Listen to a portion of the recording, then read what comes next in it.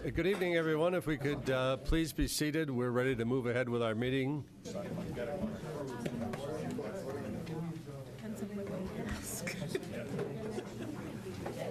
Thank you. We have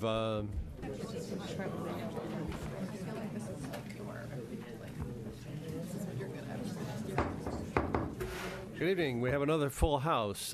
We haven't had this sort of interest in our meetings in a long, long time. So welcome to everyone. If you raise your hand if you're here for golf, just as a matter of interest, okay. Wanted to see. All right. We're coming out of executive session and moving into open session again. This is the Board of Selectmen meeting for April 9th, 2019. For the town of Yarmouth. Please rise and join me in this Pledge of Allegiance.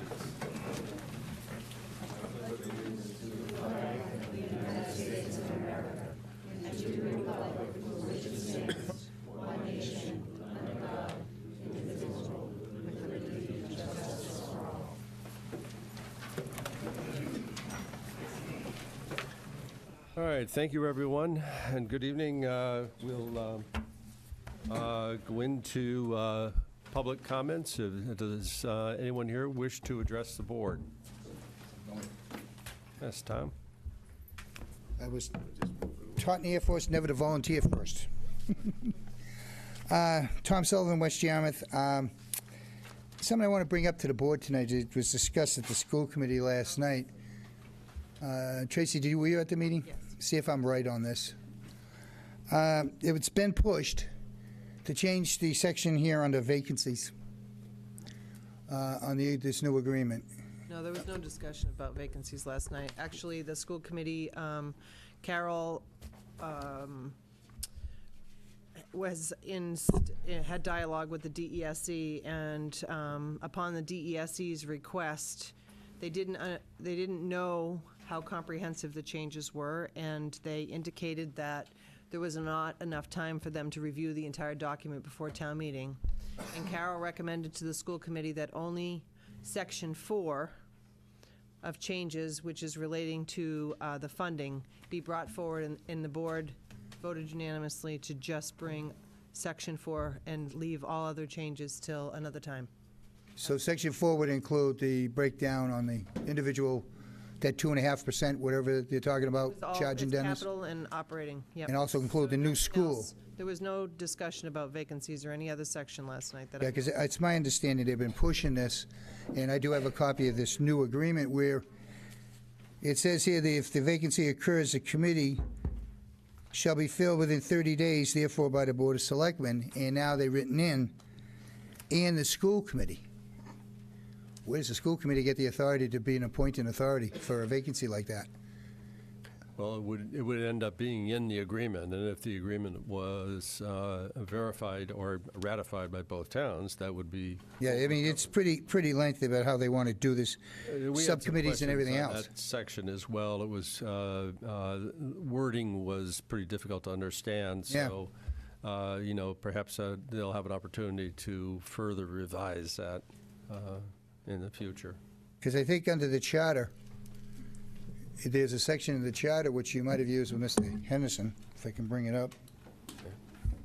3.5. Kind of a moot point at this point, Tom. They're gonna make an amendment to just focus on. Well, if push comes to shove and they do this down the road, I believe it calls for an amendment of our charter, because in the charter you are the appointing authority for vacancies. Okay. You did that. So they would, were they going to have to change the charter too? And when the new charter hasn't even been approved yet, has it? I'm not sure if it's coming back. No, I'd and that's check into the details. Yeah, that could take a long time. All right, so the only thing we're going to be discussing is this new agreement on the financials. Apparently so. All right, okay.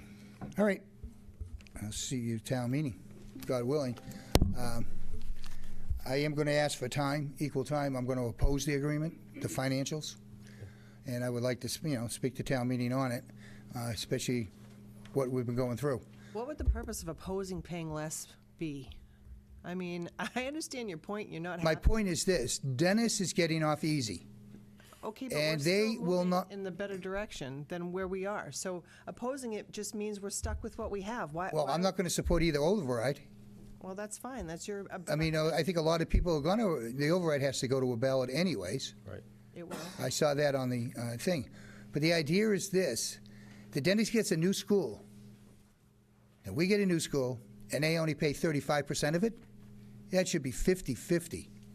And if they'd be ashamed of themselves of not coming across and willing to pay 50-50 for a new school. As far as the breakdown as the expenses go with that 2% over 5 years, fine, I can maybe live with that.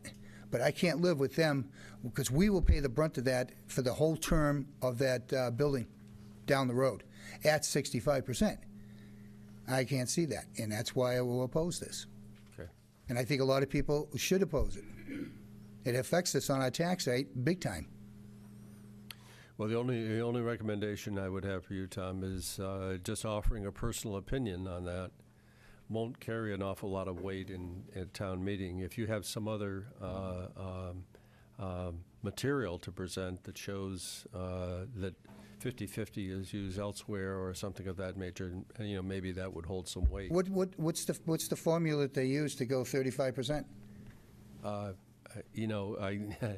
That was the number that was negotiated at the school committee level. I understand. And even at And that, that's- it's not supported by the leadership in Dennis, unanimous. I understand that. I understand it might get shot down. I know that it was not going to be put on the warrant until one selectman changed his vote. All I'm saying to you is that if you have something more to back up your opinion, I think you'd be better. Yeah, I've talked to some people, and I will get some facts and figures put together because I've talked to people who have figured out the exact impact it will be on their properties. Okay. All right, now the other little thing I question is, do we have any figure yet what the town budget's going to affect, dollars and cents, on the tax rate? With the school, if the school were to go through. Just the town budget alone? No, we don't have that information yet. All right, will that be on the back of the warrant handed out at town meeting? It won't be on the back of the warrant. The warrant's been sent to the printer.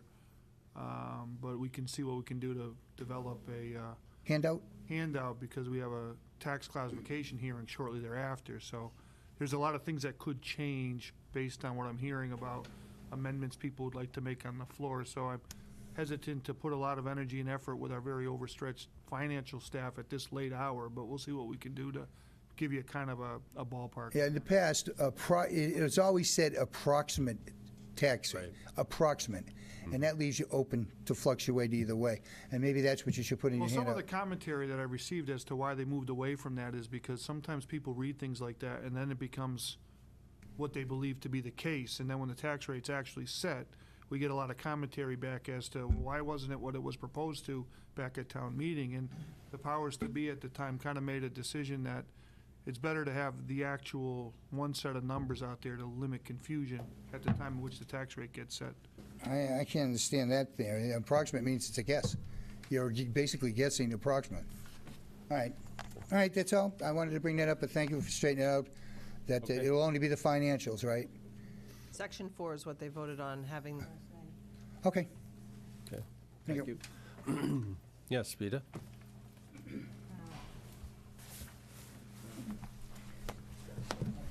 Vita Morris. I just would like to clarify, when on March 19th at your meeting here, you heard the presentation of the district agreement amendments, and you voted, was that vote just to put the agreement article on the warrant, or did you approve of the, in addition, you approved I believe we We voted to voted to put it on the recommend. warrant and recommend it. and recommend? I don't think we even needed to vote to put it on the warrant. I think they had the authority to request Mm. it. Well, you had to because they requested. I have to tell you, in view of what Tom just said, and I was at the meeting last night, and this afternoon, someone else called me who had the vacancy article in it. I know it's not due right now. It's been put off. But when it was presented to you, I believe Brian Sullivan said you either vote yes or no, up and down. You can't make any changes or anything. So under the circumstances, just on that particular article or section in the agreement, I don't understand how you could have voted to recommend. It's a mess. It's a disaster, the way it's worded. I mean, this afternoon I spent some time with this person on the telephone, and we couldn't even agree. Both of us have advanced degrees, actually, what the heck that wording meant. So I'm a little surprised that you went ahead and did that. You're talking about the wording with regard to the school committee membership? No, the vacancy. Right. I mean, right. no. I think these eyes must have glazed over in Boston, and they said, you better just stick with the funding. We did discuss that at some length, Vita, and I think, actually our vote was 4 to recommend and 1 abstention. I won't speak for the person who abstained, but I think the discussion that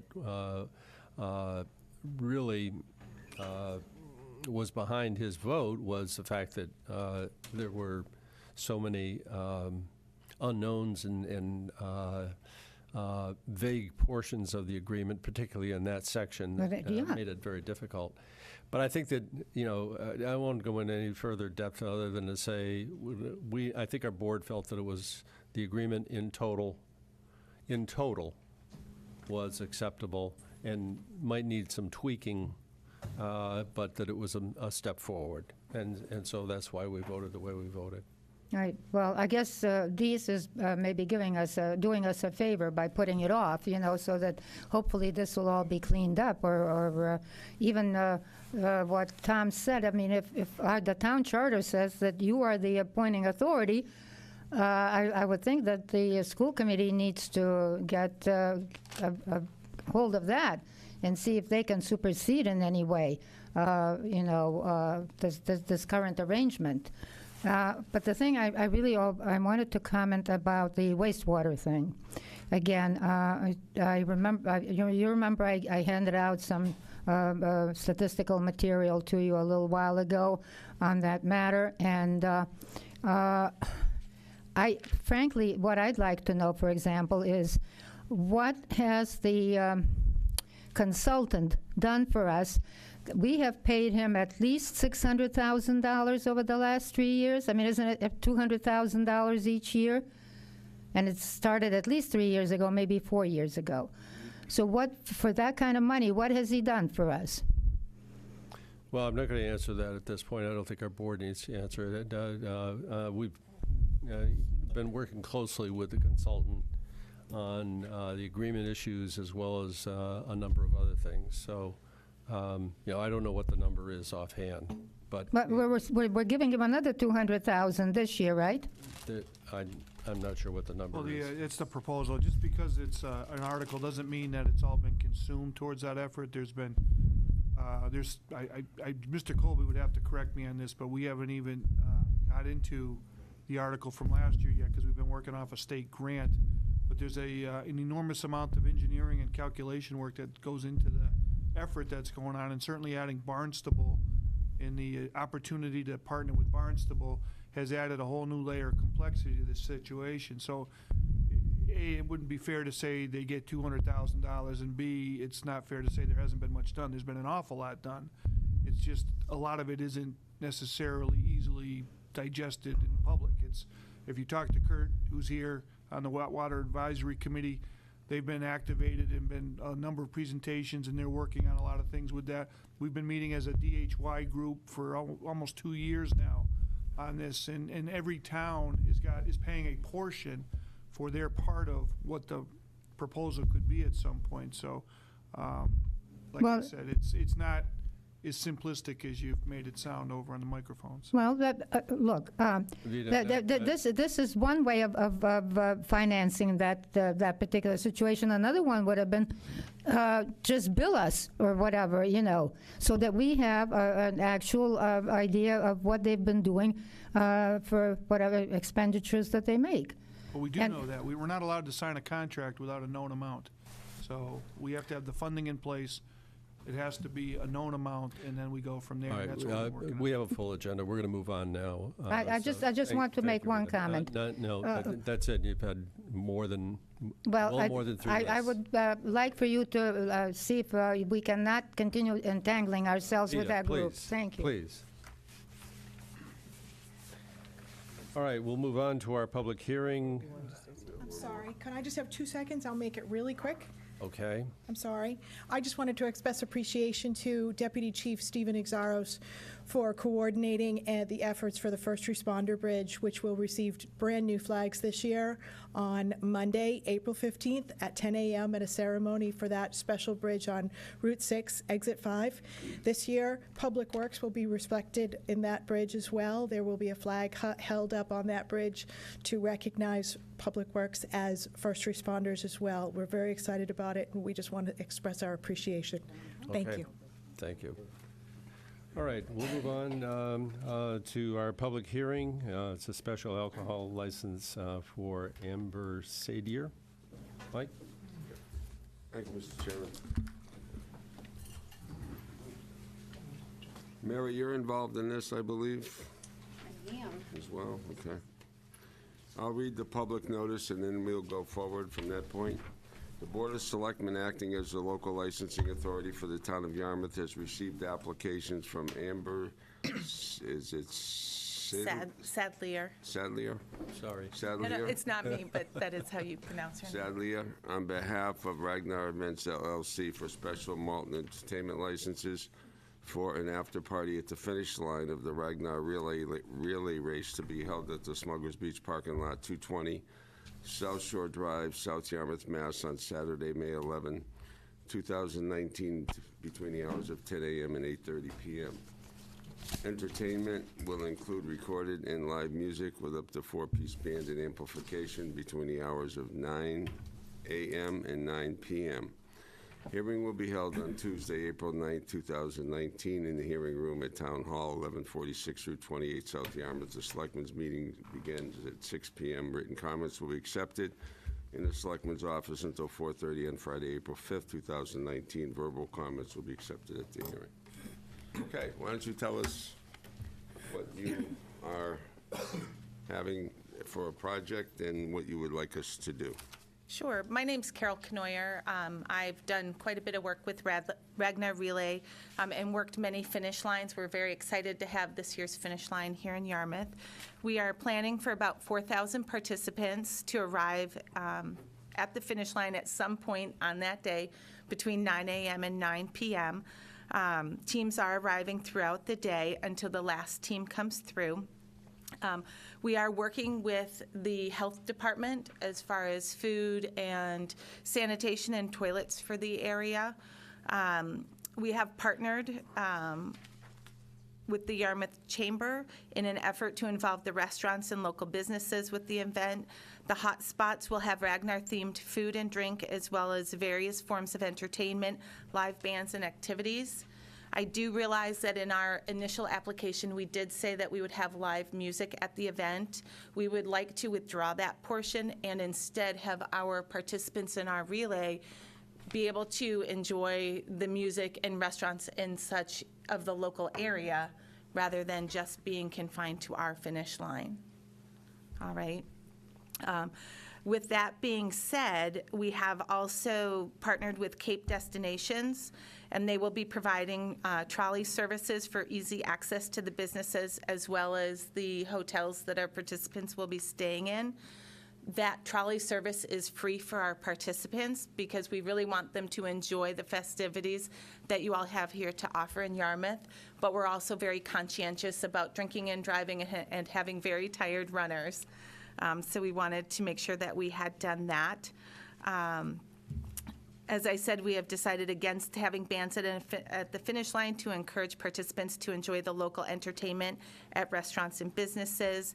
There will be a DJ at the finish line, an announcer who will be calling out incoming teams and playing music. The announcer will also highlight the stops along the way for the trolley and inform the participants that the trolley service is available for free, and allowing them to know what restaurants and other areas that they'll be able to make drop-offs for them. There is a gentleman named Trevor, the juggler from Truro, that will be at the finish line as well as members of the Rogues Armada. They are interacting with participants dressed as pirates. The Rotary and Ragnar staff will also participate in our pirate theme. And this is really more to encourage participants to check out the WIDA Pirate Museum. There will also be, we're very into making sure that we, let our participants know about local businesses, and really we want to highlight your town so that everyone can enjoy it. There's an area on the finish line map called the recovery zone. In that area, there's a free massage, but then there's also an upgraded area for a fee if participants wanted a longer massage or something like that. The nice thing is that the fee that is being charged goes directly to the massage therapists, not to Ragnar Relays, and all of the massage therapists that we have worked with are local to the area. Also, the Hole in the Wall Gang Camp and Smile Mass do have a VIP area on the finish line map. Is for their charity teams, as they are two of our charity partners for the event. And then also Ragnar has partnered with Athletes for Fit Planet to have volunteers there to separate the trash and recycling for us. Are there any questions on what we have for our Mary, finish you have line? anything to add to that? No, I think Carol's done a great job. The Chamber has been working very closely with Ragnar for over the past year, and hoping to make this event very successful, not only for our businesses, but for the runners that are coming to Yarmouth. We're not sure what we're going to expect with 4,000 runners coming into town, but we're hoping that it's a positive impact and really good weather that weekend. I assume you're going to have police details with that number of people? Yes. Yes. Do you know what's going to be required? Have you talked to them about that? So we had, Karen Green actually facilitated a meeting with all the department heads, so that has been worked out with each department. Amber has been in charge of that as the race director. The Chamber personally has not been involved in that process. You've had that meeting already? Yes, they Yes. did. Okay. I'm a little bit unclear on the entertainment. You said the part of it that has live music you're withdrawing? Correct. 'Cause I It did won't be get- like a live I did get a series of band. emails from Linda Hill today. There was some confusion about that and whether or not the trolley music, you were involved in that and whether that came within the scope of the advertisement and so forth. So I understand that you have nothing to do with the trolley music, correct? No, so let me explain that. So I think there was just confusion. So way in the beginning, we had talked about providing the trolleys along South Shore Drive and then along Route 28 so that the runners could get from their hotels to the finish line, then back out to enjoy dinner, entertainment in town. So the trolley really has nothing to do with, quote, anything into Smugglers Beach. They're not even going to drive into Smugglers. They're just stopping along South Shore Drive. So the entertainment is something totally separate. Originally, they had talked about having a 4-piece band at the finish line, but they decided not to, and just to be able to have the announcer to be able to welcome the teams as they come across the finish line, announce the names and the teams as they're coming across. So in terms of the entertainment on town property, you're just going to have like a DJ there with recorded music? Correct. Yep, and there's going, Live music at the Smugglers Beach Park. absolutely. Is that not. correct? That is correct. And there's going to be some troubadours, like she said, there's, I think they had talked about the stilt walker, possibly a juggler. The Witta Pirate Museum is going to have some of their staff dressed as pirates, promoting the museum itself. They try to make it very festive. I'm not sure if you've ever been to their finish line, but I've even been on some of their exchange sites, and it's quite the experience, it really is. So it's fun, and it's great family fun. Mm-hmm. Okay. Is there anybody in the public that would like to be heard on this before I go to the board? I see none. Eric, do you have any questions or comments? My only question is the logistics of how the participants are going to get here. Are most people going to get to this event via the shuttle? Yes, Yes. that's the intention, Okay. that they would park at their hotels and take a shuttle or the trolley over. The runner clearly is running in, and then we'll meet their team. The reason I ask is, 4,000 participants and far fewer parking spaces. Correct. Do you have an overflow parking plan that you can implement if you have to, or? Yes, I can find out what that is. I don't have it. The race director did not send that with me this evening.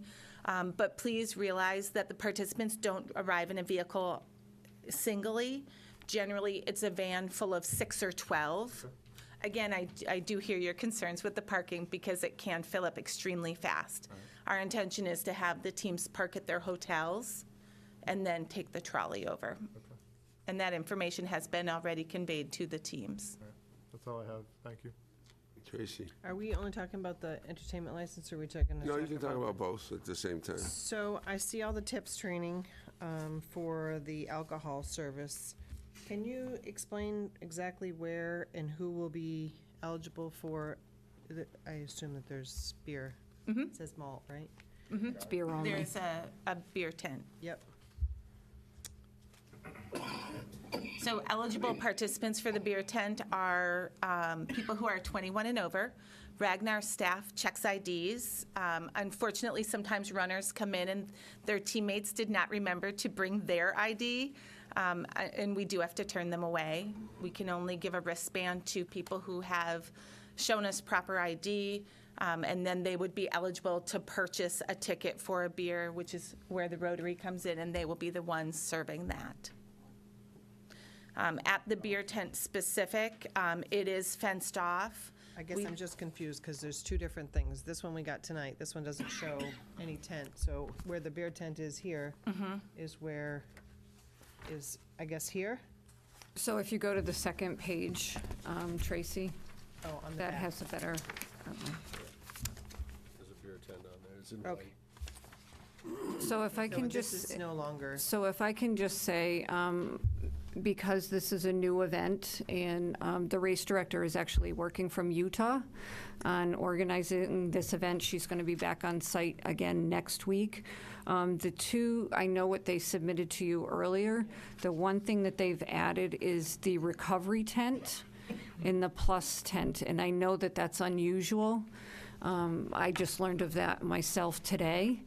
But these are two features that they feel will really enhance the experience for the runners. so will that reduce the addition, so there's 10, on the front here, it talks about there's 10 spaces, but is that reduce those 10 spaces even more here? Do you know? I cannot answer that question. I can tell you that those two tents, when I talked to Amber this afternoon, they're 40 by 40 tents. So back to the alcohol service, I see that most of the people that are serving alcohol are local people, so they understand our rules and regulations on, you said it's a family event, so I think it's really important that no alcohol ever gets into the hands of minors, and So is it only for people associated with the race, or is it for the public as well? It is for the participants in the race. Okay. Okay.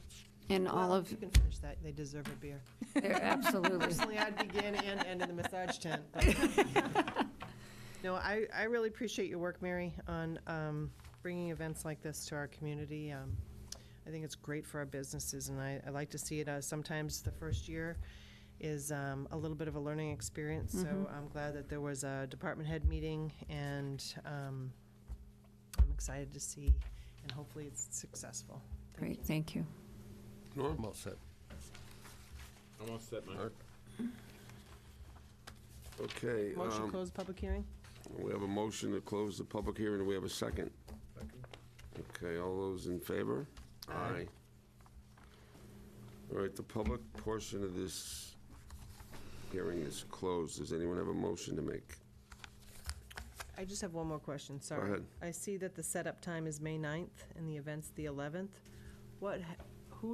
Who's actually bringing the alcohol? Where will the alcohol be stored? Will it be stored on-site from the 9th to the 11th? or- No, generally it is stored on our trailer, which is secured. Okay. Make a motion, we approve the application as filed. Second. Okay, we have a motion and a second. Any further discussion? All those in favor, say aye. Aye. Anyone opposed? Okay, the only caveat I'll make is that, the deviation from your original application is there will be no live music Correct. Because the motion was that it would be as proposed, and actually it should be probably with that change. As amended. All right? Good luck. We all agree on that? Yes, yes. Thank you very much. Appreciate it. We look forward to coming to town. Right, next one we have is Latham Centers fundraiser Taylor Bay Farm.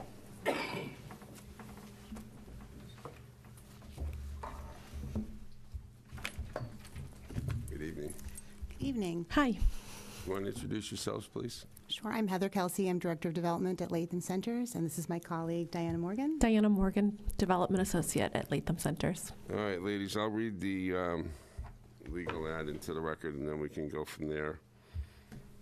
Board of Selectmen, acting as the local licensing authority for the town of Yarmouth, has received application from Diana Morgan on behalf of Latham Centers for special wine and malt and entertainment licenses for a, ready, donkey wedding fundraiser to be held at Taylor Bay Farm, 108 Bay Farm Road North, Yarmouthport, Mass. On Saturday, May 11, 2019, between the hours of 1 and 4 p.m. Entertainment will include a live band with up to 3 pieces, recorded music, amplification, and dancing. Hearing will be held on Tuesday, April 9th, 2019, in the hearing room at Town Hall, 1146 Route 28, South Yarmouth. The Selectmen's meeting begins at 6 p.m. Written comments will be accepted in the Selectmen's office until 4:30 p.m. on Friday, April 5th, 2019. Verbal comments will be accepted at the hearing. Why don't you tell us about your event and what you'd like us to do? I know about it. I actually looked it up on the website because I couldn't believe what I was reading. Well, Latham Centers, if you're not familiar with our organization, is a residential school and treatment program for children ages 8 to 22 and adults with complex special needs, including Prader-Willi syndrome. We, as part of our therapeutic supplemental programming, we have a donkey therapy program, or astinotherapy, and that's really a word. And so this fundraiser, which was the genius idea of my colleague Diana here, is a donkey wedding. 2 of our miniature donkeys will be married at Taylor Bay Farm. It will include a ceremony which will begin at 1 o'clock. There are a couple of changes to our original application. We will not be serving malt. It will only be, it's wine that will be served in terms of the alcohol. And the band that has generously donated their time, I believe, is a 4-piece band and not a 3-piece band. So I wanted to make sure that you're aware of those changes. So following the ceremony, there will be a reception. We anticipate approximately 150 people attending, mostly families, people who are Latham families, community partners, our volunteers, animal lovers from the community. The response has really been overwhelming. When we originally planned the event, we were hoping for 70 people, but people are really excited about the donkey wedding. We will have hors d'oeuvres are donated by Luciano's Restaurant in Wrentham. That happens to be one of our Latham families. We have, we'll serve wedding cake, which has been generously donated by the Bashful Tart of Yarmouth, and lemonade, soft drinks for the kids. There'll be hay rides, and Silent auction. and a silent auction. Okay. Good.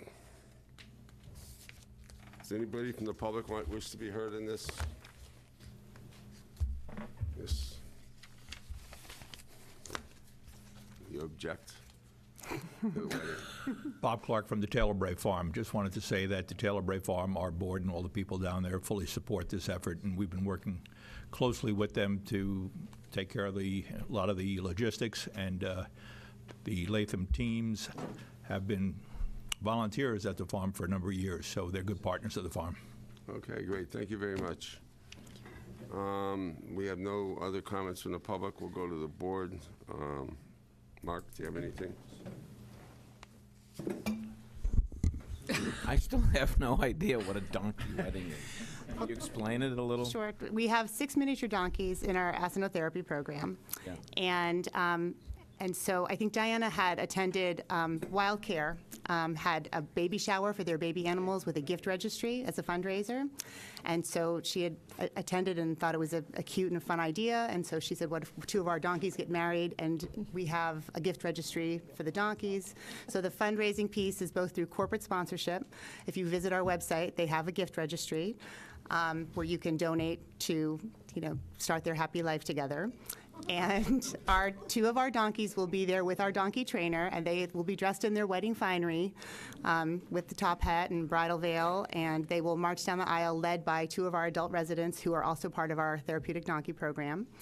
We have an officiant who is the former pastor of the United Methodist Church in Chatham, who's a former board member of ours, who will be officiating at the wedding. And they will be married. And people have an opportunity to give to the registry at the event. They will have, we're selling tickets to the event, and we'll have a silent auction. And all of that will be a means for us to raise funds for our program and visibility for our agency, and for Taylor Bray Farm. And the donkeys' names are Esther and Esau. Right, so do you want to show Sorry, the poster? Esther and Esau. These people might be. Photographs? Esau and Esther.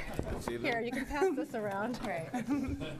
I'm assuming there'll be plenty of room for the groom's party and the Right, right, and it's party, Esther right? and Esau are getting hitched. So What's an appropriate gift for a donkey? you can contribute to Getting their married. farrier services, to their veterinary care, to their hay. It's all on our website. And they'll also be walking in the Brewster and Bloom Parade the weekend before. I'm just looking forward to the bachelor party. Right, I know. That was from Norm. I'm all set. Thank you very much. It sounds like a wonderful event. I think the beauty of it is that it's at Taylor Bray Farm, where they've recently had, 5 new baby lambs? Yeah. So I think it's a good partnership. So we can have our donkeys and then all of their animals and everyone. The lambs can go to the wedding. Everyone Yes. is Oh, yeah. invited. Yes. Everyone is invited. And But they can't have the wine. Thank you. Let's talk about wine. yeah. We're also pursuing The other thing I'll say, he looks happy so far. After the wedding. I can't help myself but to say it's never a bad day to see a couple asses get hitched. the jokes are endless. I'm sorry? I said the jokes are endless. I People know. love the show. Wouldn't be the first time. It's lovely. No, I'm seriously though. It's a great idea. Something different, but alcohol. Who will? I see that there is a certificate here. So, who's actually We have a tip. responsible for the alcohol and serving the alcohol? The alcohol has been provided through a distributor that works with Ocean Edge, because we are also, should we be successful here, pursuing a Mass State charity wine license, because in order to sell wine that's been donated through a distributor, we need that license from the Attorney General's office. So the wine will be provided through Martinetti, who's a distributor. We have a nice partnership with Ocean Edge. They were nice enough to facilitate that for us. We have a tip-certified bartender that will be serving. Okay. We've purchased commemorative glasses that are on the smaller side so that we can control the pour. And they'll be IDing adults. There'll be other, soft drinks available for children who are attending. So there'll just be one person. One person. Okay. And 150 people. How many parking spaces does that? I know that we have other weddings there, so I'm sure it's. Bob has assured us that they can accommodate the parking. It won't be an issue. It won't be as big a crowd as we have for our sheep festivals. Okay. So anytime we give a permit for alcohol, we need to make sure that it's not in the hands of minors and it doesn't leave the premises, and there's somebody who's paying attention to it at all times. So I'm not sure if they've done business in Yarmouth before, but hopefully they have. And there wasn't any, I saw that there was a band, there was no correspondence from any neighbors or anything that you know of, Mike? Nope. Nothing. Those are my only questions. Thank you. Okay. Thank you. Eric, I'm gonna pass on this one. you're a wise man, Eric. I'm gonna resist all temptation. And I am going to take Eric's lead and say nothing myself. Make a motion to close the public hearing. We have a motion to close the public hearing. Do we have a second? Yeah. I could comment on that, but I'm going to be charitable. I could barely tell the difference, Norm. So we have a motion and a second. All those in favor? Aye. Anyone opposed? I'll make a motion to approve the application as presented with the change that she mentioned Be for. just wine only, is that what you She want to said do? wine only and 150 guests and four-piece Four. band. Yeah, the number of guests, I don't think we can control. That's just a rough number. Yeah, we, So, all right, so we have a motion to approve. Any further discussion on that? We have a second on it? Did somebody second the motion to approve? I'll second it. Okay, any further discussion? All those in favor? Aye. Anyone opposed? Okay, you're all set, ladies. Thank you. you so much. Thank you. We hope you can come. Can you give your website so if people do want to go on and make a donation, they can? Sure. It's www.lathamcenters.org. And the link for the donkey wedding is /donkeys-for-good/. So We will be having something put on the homepage very soon. So if you just go to lathamcenters.org, you'll be able to find it. if you're not running the Ragnar race. Yeah. And there's a link to it on the Taylor Bray Farm site as well. Thank you. All right, thank you, Thank Mike. you. Just when you think you've seen it all. Yep. That was a new one. All right, I've been informed that our next item on our agenda, the Invisio Public Dashboard, is not quite ready for prime time, so we're going to move over to Jeff Colby and the Water Division Quarterly Update. We're not going Is to. Jeff here? We're going to jump over, substitute the time, Water Division going in I before assume that Invisio. water division time was supposed to be 7:45 instead of You know, 7:54. it must have been my typing that day, and I hope we're not cutting it that close. no one objected, so I guess, that's the way it goes. We want to be really precise on these. Just to remind the board, Mr. Chairman, I've asked Mr. Colby to get in front of the board every quarter to give you a water department update as your role as water commissioners. I will say that the regulation of water quality is emerging in the Commonwealth. As recently as yesterday, we had some preliminary conversation with our neighbors of some recent DEP actions that you'll hear about at some point. But I think it's important where we are with the water department and with the issues in front of clean water and drinking water to get in the habit every quarter to have these updates. Good evening, Jeff. Good evening. Thank you, Mr. Chair. Jeff Colby, DPW Director. I want to introduce the team that I brought here. We've got Gary Demunchek to my right. He's our interim water superintendent. We've got Steve Cushing. He's from Weston & Sampson. He's filling the general manager role, helping us implement some improvements within the water department. And then to the far end is Kirsten Ryan from Kleinfelder. She helps with a number of different capital projects and planning efforts. So with that said, we'll transition to your role as water commissioners, as the town administrator mentioned, and we appreciate this opportunity to come and talk with you about the water system. The first thing I'd like to do is tie this into the Board of Selectmen's goals. There's 3 goals that you have that are relevant to the water division and the infrastructure there. The first one is maintain high-quality infrastructure. The second one is clean water. That's one of your goals, and developing clean water strategy and implementing that plan is part of that. And then the third is reviewing capital policies, forecasting needs and costs. That's all part of our program as well. The mission statement within the Water Division is the Water Division is committed to serving the needs of Yarmouth residents, businesses, and visitors by providing high-quality drinking water while providing for future economic growth via progressive planning. The next item is just a really brief snapshot. I won't go through every single one of these items, but to give you an idea of what the infrastructure looks like within the water system, we have 24 groundwater wells and pump stations associated with those. There are corresponding corrosion control facilities where chemicals can potentially be added to improve the water quality. 3 storage tanks, and then you can see the other miles of water main, hydrants, number of hydrants and valves. It's a pretty significant water infrastructure.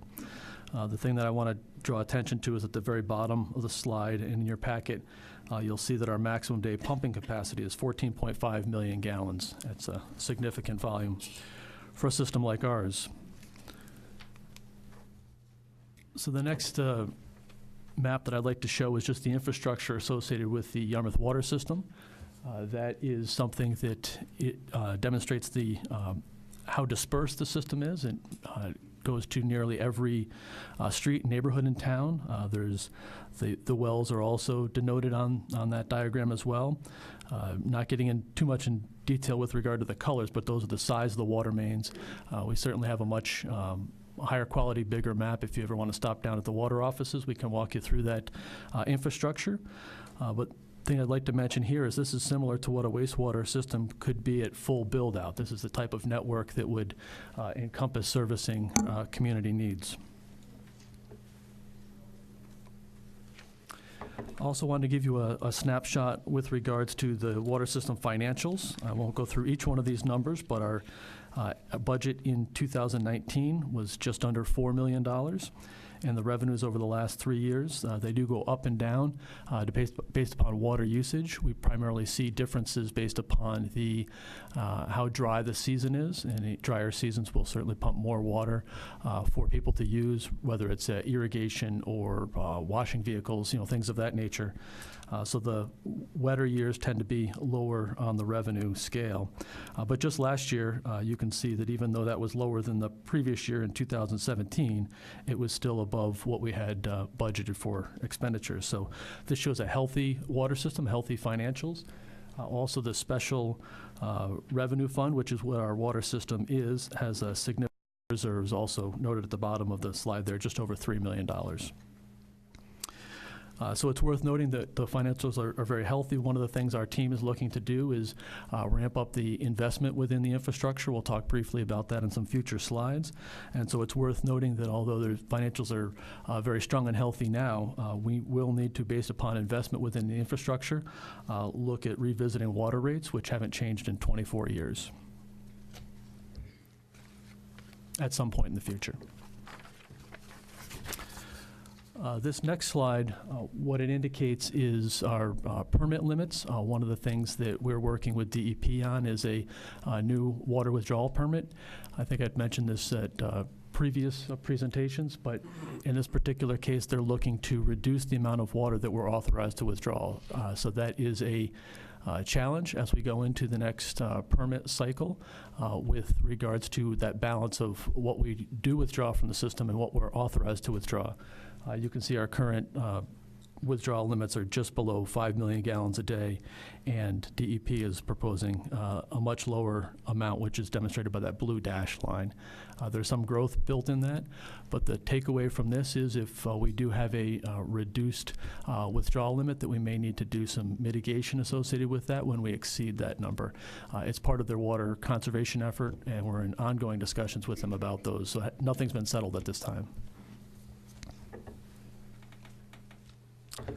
The next item is the Yarmouth water demand. I did mention in a previous slide what our maximum daily capacity is, but our maximum daily demand is approximately 10 million gallons. So you can see that we have a healthy water system with regards to the ability to provide water, and it's in excess of what we actually get asked to provide by the customers.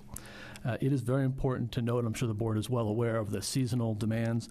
We see that triple in demand in the summer months. In the winter months, we can be down closer to 2 million gallons a day, and closer to that 10 million gallons a day in the summertime is not uncommon to see numbers of that magnitude. So I just wanted to throw out some other information for you within that water demand. The last item I'll point out is just how much water was pumped in 2018. I think these are important metrics to share with the board, and that's that last bullet on this slide, and that is just below 1.4 billion gallons was pumped in 2018, so significant amount of water. With that said, I'll turn this over to Kirsten Ryan from Kleinfeld to talk about water quality. They've done an awful lot of work as a consultant for the town, master plan work, as well as documenting water quality, helping us with some projects, and she'll cover some of those things. Thank you, Jeff. Appreciate the opportunity to be here with Yarmouth today. My firm's been working on your water system for, I believe, over 15 years. So I'll talk about a few things we're working on currently. We just started recently an update to the water system master plan, and as part of that, we're reviewing water quality data from the town over the recent years, and just trying to identify any areas of concern. We looked at the prior master plan, and it noted a couple of things, so we went back and looked at updated data. The things that really are notable, not necessarily a real concern, but everything in Yarmouth meets the standards for the state and federal standards, so everything is meeting the requirements that it should. A couple things we're keeping an eye on is at well 9, which is out of service, so a chemical called PCE was detected there excuse me, back in 2013, and then the well was taken offline. And we did some evaluation in terms of whether it could be treated, which it can, but it's quite expensive. Then we looked at a blending study to see if it could be used while keeping the levels low and safe. And the decision after discussion with Jeff and Gary and the department was to keep it offline, and we're installing a groundwater monitoring network to look at, what the aquifer looks like, and then we can have enough data to make a future decision on whether, Sorry, the what is levels. what is PCE? It's tetrachloroethylene. It's a volatile organic contaminant. And what would the source?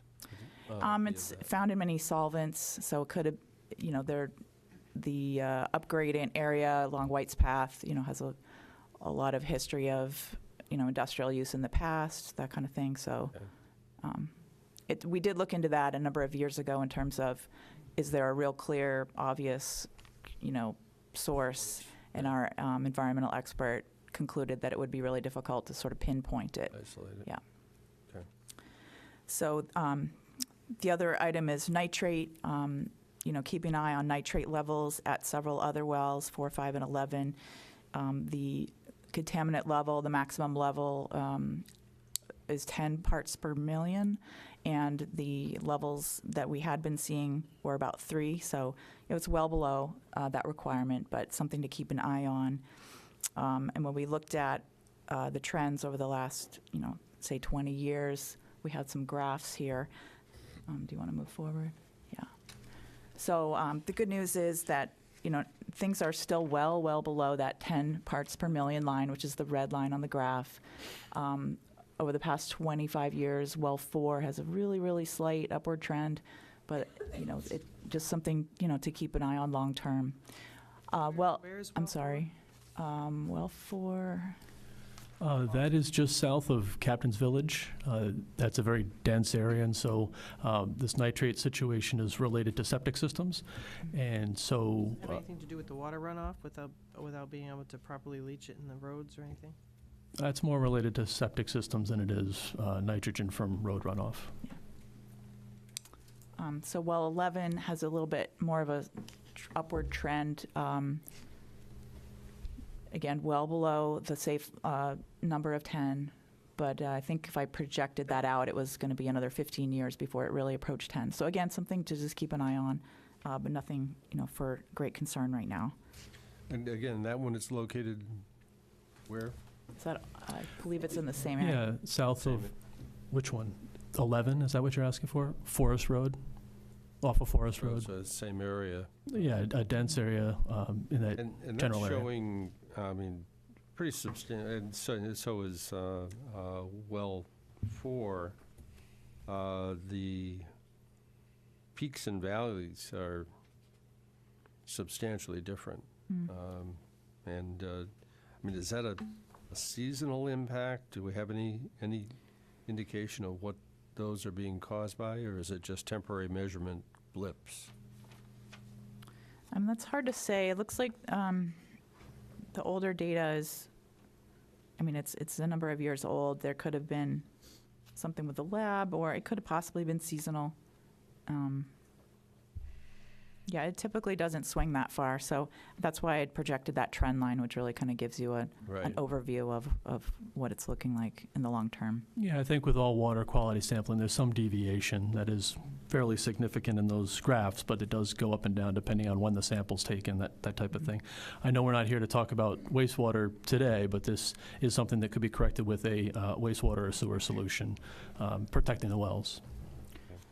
So I know that the Board of Health frequently asks the Water Department to weigh in on projects, and, you know, Jeff and Gary contact me, and we look at different, you know, potential impacts and provide comments and advice on watershed protection issues. So.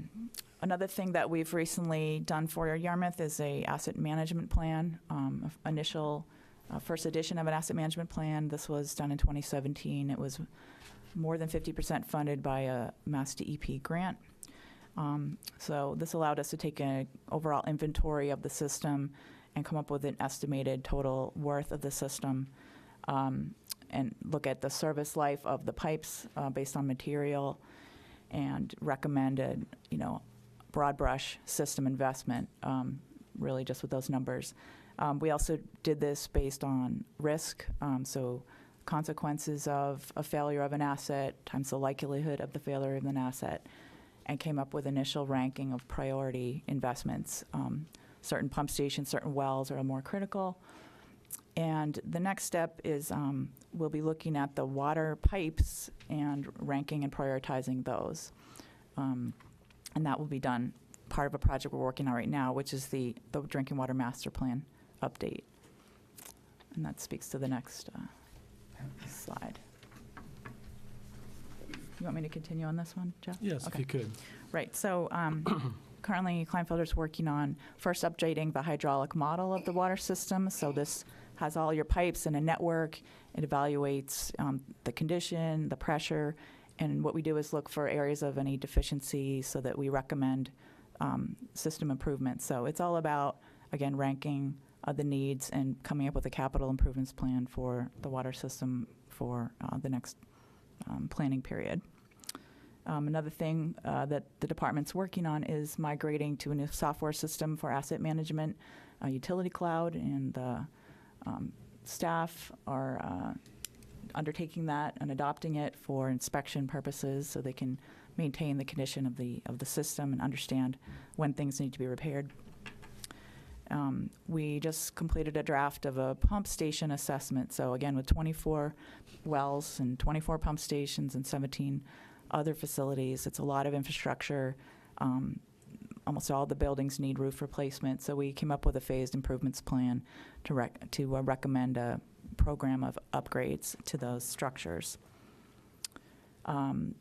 Department's also working on well rehabilitation and cleaning. They do that every year.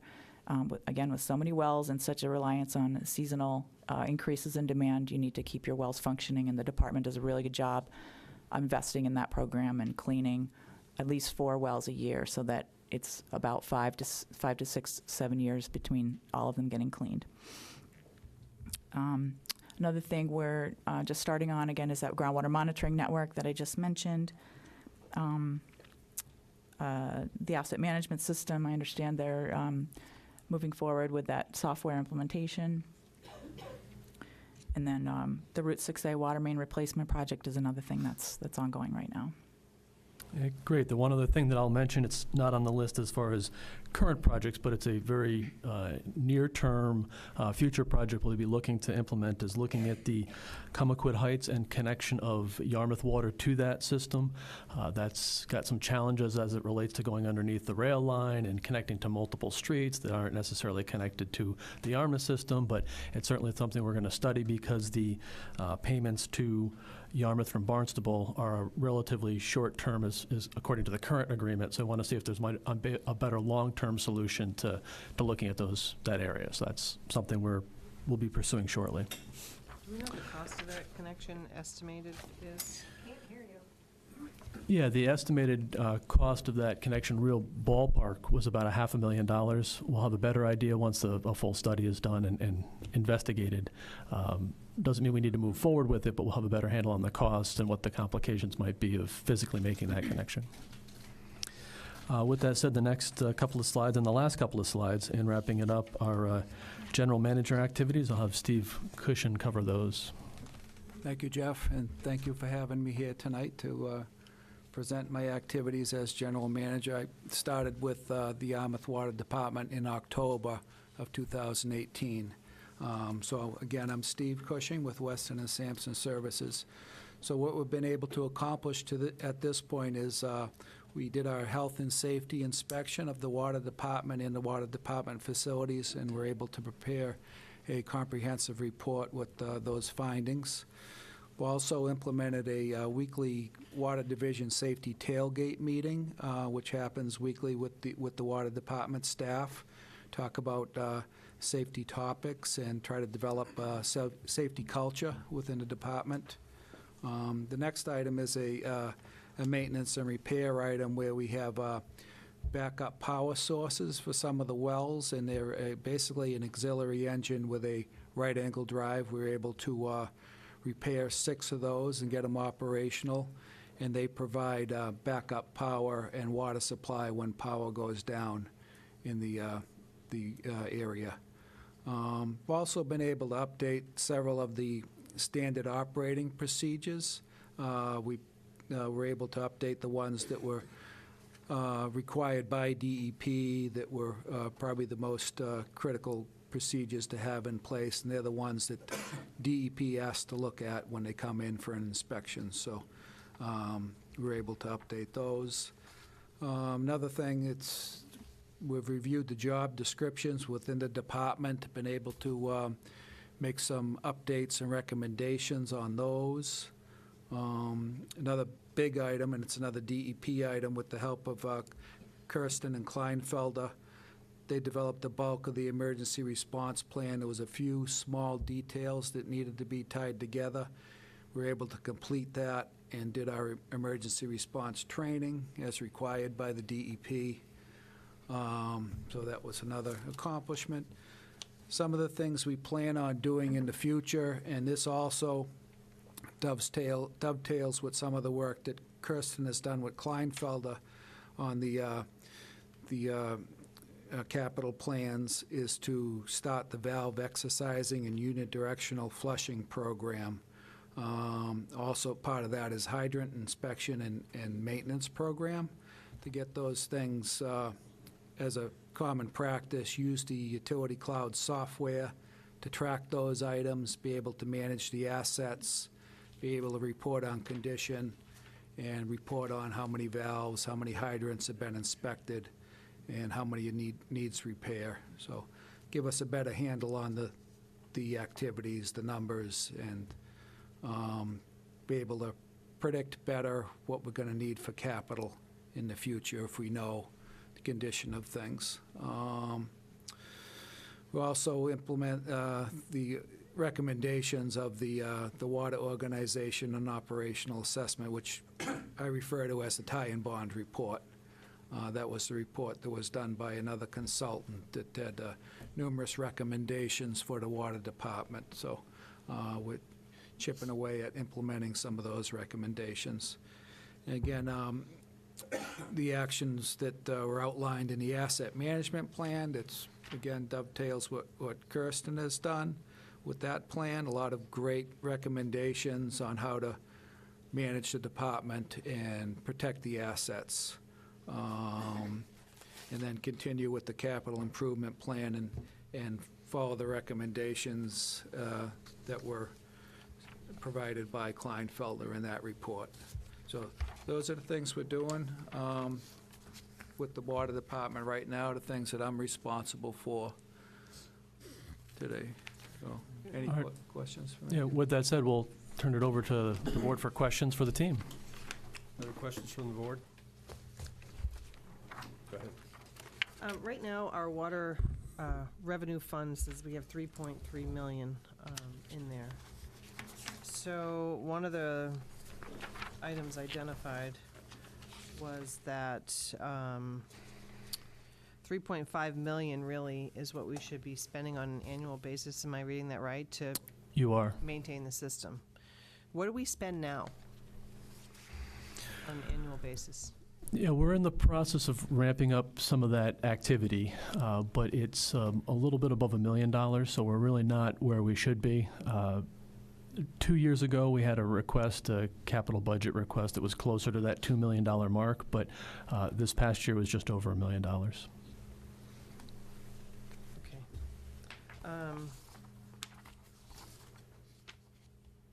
The well points that you're going to be, the groundwater monitoring that you're going to be doing for well number 9 specifically, will that be able to identify, will you be able to do that in a way to be able to identify where the contaminants may be coming from? Well, that's the intent, the way that we design the network, within the general vicinity of well 9, and then there's other wells in a similar area clustered with well 9. So the network will help to kind of give a heads up for a number of those wells. So if it's been out of service since 2013, I guess I'm just curious in terms of investing in, do we need it?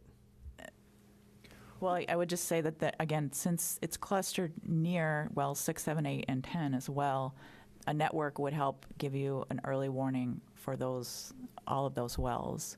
But as far as do you need well 9, I mean, you have a lot of flexibility in your system with so many wells. So, as far as demand goes, you don't need to turn well 9 on. But again, this would give you more information in the future if something happened to another well, or just to protect those 4 wells. No, I think it's important that we get to the source of whatever the problem is. I guess my question is, when we look at the future and what we need to spend for capital, if we've managed without that particular station for this many years, is it in our plan to continue to, try to upgrade it and keep it functioning? Well, right now I would call it ready. It's available, we just haven't been using it. It's been offline. But as Kirsten mentioned, putting in the monitor well network in that general area where there's other wells as well will help us to document and monitor the plume. So these types of chemicals typically move, and whether the concentration may be reduced over time, and may be able to make the decision in the future that, hey, the plume has passed this particular area, we don't have to take other measures, we can actually maybe even turn this back on, or if we see that the plume is moving maybe towards other wells, take other precautions as well. So it's a proactive approach to try to monitor the groundwater in that area. Okay. And how many gallons are we selling to Hyannis again on an annual basis? I guess I was surprised to see, I know the usage went down. I was surprised to see the reduction in the 500. Yeah, that's a great question. I think it's probably in the 300 million range, maybe a little bit more than that. It really depends on their needs.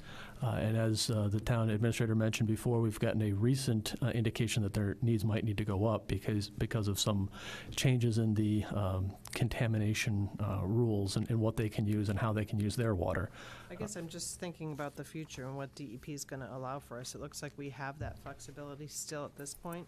Is the income from that water part of the number that you gave us for revenues? It's included? It is. All revenues are included in that. And that is a great point. And when I showed that slide about what DEP is looking to limit us to, they're sensitive to the fact that we're providing water to Barnstable. That's one of the reasons it hasn't been settled at this point. We're helping out another system, and they're realizing that's important. Good.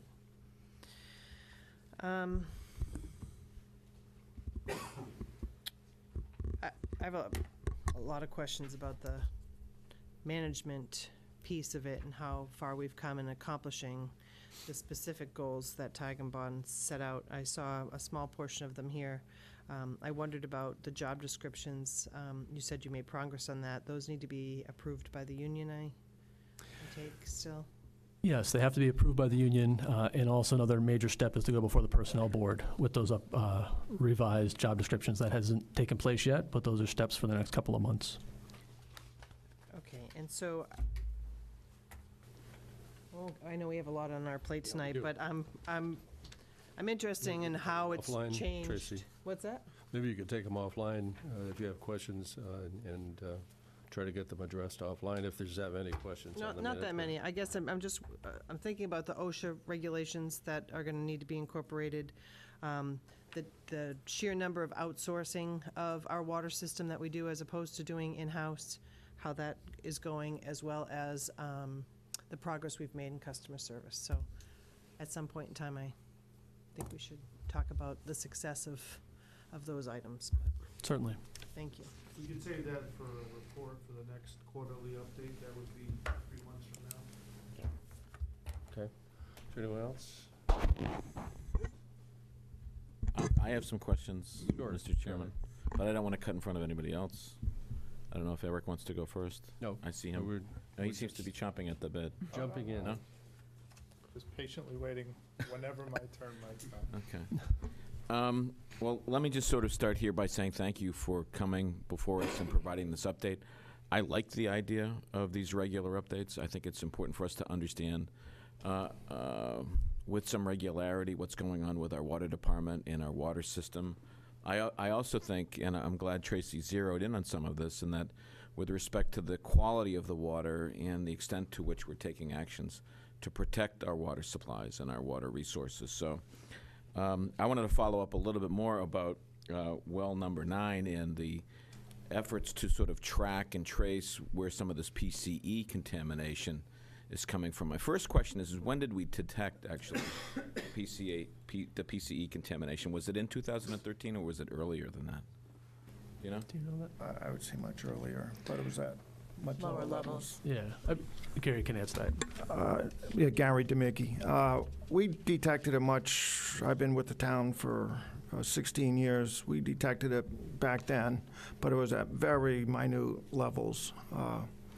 It then rose to a level which we became uncomfortable with, although we weren't at a maximum contaminant level. We just didn't want to be feeding it to the public. And so we took it offline. Now, am I correct to understand that one of the values in establishing a groundwater monitoring system is that we have other wells that potentially could be impacted by a plume in that vicinity? Is that correct? Correct. Yes. How many other wells are we talking about? 4. 4 wells. 4 other wells. So, yeah, I mean, I think from my point of view, there's a kind of a sense of urgency in terms of getting this program developed, approved, and underway ASAP. Is there potentially a money issue here? Is this something that needs to be We marked the funded? locations in the field recently. We're under contract and we're going to be drilling them shortly. Okay, that's good. So you're not awaiting an appropriation. You have No, sufficient we have funds funds for that. to get that work underway. Yes. No, because if you add up the number of those wells plus the other wells that are impacted in town, I think your point about having redundancy is, I think, critical at this point. The question I ask, and I think we need to be looking at with respect to water in Yarmouth, is maybe we need to be adding water supply planning, new water supplies, as part of the overall plan. Just given the threats, if you look at the actual locations of the water supply sites, they're in areas where there's considerable density of development. And obviously, this does relate to the sewering question and the wastewater question. There may be other ways to address water quality in some of these areas, so I recognize that. So in some cases, our decisions on what to do with wastewater have direct bearing on some of this as well. So I think that's certainly something that we need to be cognizant of. But I am concerned about water supply planning. I know the town of Barnstable, I believe, is looking at water supply planning, and I think to some degree the areas that they're investigating may be similar to areas that we also have potentially an interest in. Is that a fair observation? Well, I think the areas they're investigating are closer to Yarmouth than their current supply. So to that extent, they're closer to us. We need to be aware of their efforts to make sure that there isn't any impact with regards to drawdown in wells, and we're all pulling from the same aquifer to that extent. But I believe they're far enough away that we should be in good shape. Okay, but I also we're also need to be aware of the fact that they have wells in locations that are also densely developed, and they have some Absolutely. limitations on their future supplies. So I think from where I'm coming from, I think is what I would recommend is I'd like to see the whole water supply, sort of future water supplies, Can sort I of be speak to that? elevated or part of the overall update process and discussion process. Go ahead. So what the project that we just started working on, the drinking water master plan update, will include, again, we just started it, but it'll include a narrative about water quality, and we'll add in there a discussion about, supply versus demand and watershed protection. So we will cover, I think, at least at a high level, all the questions that you're addressing to make recommendations. Yeah. Yeah, no, I appreciate that, and I very much welcome that. So the other question relates to DEP. Why is DEP looking to limit us in terms of water? What's the rationale behind that? Part of the Water Management Act regulations is the new ones that were revised in 2014 dictate a look at additional conservation. I mean, it's a process that other water suppliers are going through. When you can justify the need for additional supply, for example, with supporting Barnstable, your argument gets a lot stronger. So they're looking at your history of use, and if it gets like it's been lower than your permit, which you could saw in those graphs it was, they will start to try to keep you to that. If you can demonstrate there's a need for growth, there's developments coming online, there's a need for supply for certain justifiable reasons, then you can negotiate that. So that's what we've been working on. Yeah, and to be clear, it's not specific to Yarmouth. It's every water system is having that same kind of pressure from DEP about water conservation. Yeah. Yeah. I mean, my concern is I see the number of wells being impacted, and then I see the overall amount we're being asked, or at least maybe either capped or limited, going down. And those are things that shouldn't be happening. I mean, we should, it's a problem that obviously we're going to have to wrestle with later on. But I am concerned about just this PCE contamination that could be an issue. I'd like to be updated. I think there'd be some value, Mr. Chairman, and just sort of getting regular updates on how that's progressing. I think that would be helpful. And I could keep going on. I know Tracy could as well. There are probably others that could. I'm happy to just sort of hold right there and give time to other members, but I do believe this is a priority. I'm certainly very concerned about this. I like the idea of coming back on a regular basis so we can get regular updates on this. So thank you for the presentation, and thanks for being here. And certainly, Mr. Forrest, if anybody has a question in advance, now that you know this will be a regular appearance, let me know. I'll get it to Jeff, and we can have those answers ready for you the night of the next upcoming event, and that would help to expedite the information.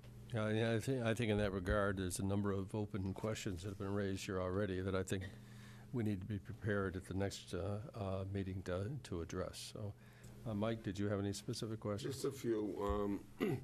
Following up on Mark's question about the DEP proposed limit and where we are in the negotiations, I guess we're at about almost 5 million gallons a day, and according to the graph, they would like it to be under 4 million. Assuming that you could not successfully negotiate with them, what would be the water conservation efforts that would have to be taken into consideration to get to whatever level you have to meet their limitations? Yeah, Kirsten might have some experience in other communities, but from my experience, they'd look for water restrictions. Maybe it'd be voluntary at some point, and other trigger mechanisms to make it mandatory water restrictions. Those are the types of conservation measures that they would... Outdoor watering restrictions. Yeah, that they would suggest would be appropriate if we can't meet what they think is the volume of water that we should be maintaining with our withdrawal permit. Okay. In terms of the recommendation for investment in the system of $3.5 million, I think you said we're spending about $1 million a year at current levels, if I'm correct on that. So what would that other $2.5 million represent in terms of our current deficiencies? Yeah, that's something that was identified in the asset management plan at a high level, but I would say water main replacements. We have, and I think it was in one of the slides, the recommendation of a 60-year life for pipes. We have pipes that exceed that in life. Undersize and older water main replacement is something we're probably a little deficient in and we need to do more of. That certainly gets expensive. We need to coordinate that with other work. So we'll look to coordinate that with potential future sewer work or other work. If Route 6A improvements are generally planned, we'll look to update the water mains first, which is one of the big projects we're working on right now as far as water main replacements go. So we'll look to coordinate again that with other efforts, but we need to ramp up our efforts with regards to water mains. Okay. In terms of the general manager activities, you talked about starting the hydrant inspection and maintenance program. Can you give me an idea as to what specific terms you have in mind, how many hydrants or what areas you're going to start, what your plan is in terms of a timetable to do this? How quickly and how vital is this in terms of your overall maintenance plan? Well, it is. Sorry. It's, I think we got 2,400 hydrants within the system. So that we're basically at square one with the program, where the hydrants, there's no records of any maintenance being performed. So we're starting the program, so we really don't know what condition most of the hydrants are in. So it's critical to go through the hydrants and make sure, one, that they're gonna operate when needed, and be able to document that with the utility cloud system. So we're at step one of the whole thing. We have 3 or 4 different hydrants manufacturers within the system, so it'll be 3 or 4 different maintenance and inspection procedures for the hydrants. So we're getting off step one right now with the whole hydrant maintenance program. Are there any areas that are more critical than others? To my knowledge, I don't have that knowledge right now. I know there's a main that goes towards the hospital, that's a Yarmouth water main, and hydrants in that area. But that might be a priority for you down in the I would say Highlands that, Park area. Yeah, I would say that would be a priority area to start. But so it sounds like that particular area of maintenance has been pretty much neglected over big time the last years. I mean, I've heard guys from the fire department say when they open some of those mains, they're clogged up, and there's all kinds of stuff in there that slows down the water flow and can have impact on their ability to fight fires. Right. Yeah. So another piece to that is the flushing program, unidirectional flushing program, which basically will force the sediment out of the pipes so that they're, an 8-inch pipe could be choked down to a 4-inch diameter right now, but until you flush that out, you're going to get back to the original pipe size and be able to produce more water through that pipe for firefighting and things like that. Do you think that those flushing efforts should move up on the priority list based on what you just said? Yeah, oh yeah, yeah. That's another key initiative to get started on as well. Okay. Thank you, Mr. Chairman. Okay. I'll try to make this brief. Rather than asking questions, I'll make a request. We've been hearing for a year or two about rate increases. So perhaps at the next one of these meetings, you could prepare for us what those are going to look like and a strategy for how they get phased in or implemented.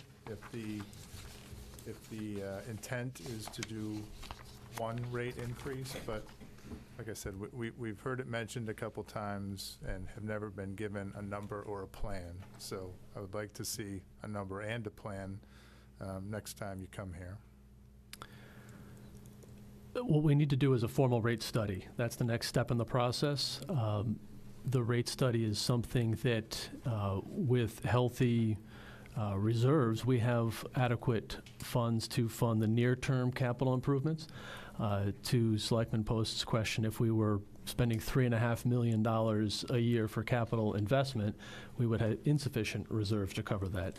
But as of today, sitting here, we're in fine shape.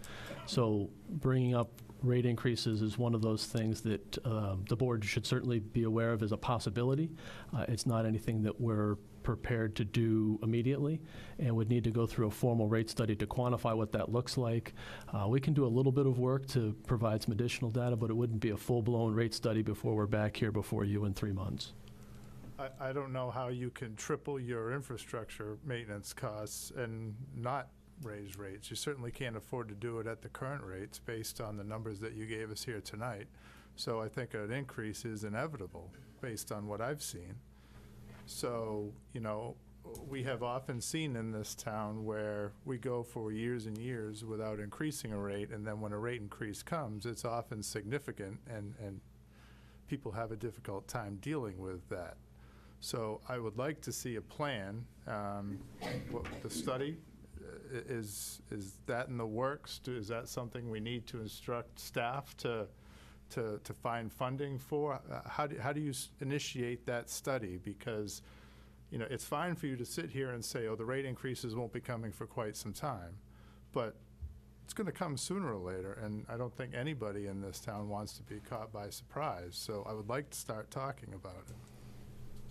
So how do we begin the study to discover what the rate increase is going to look like? Well, I would defer that very specific question to Jeff, but I do know operationally there has been an awful lot in front of this department in the last 18 months, and it's been part since I've arrived. The next step, once this gets underway, and I think you got a good update tonight that there's been a lot of progress made, that it's inevitable we'll get to that next phase.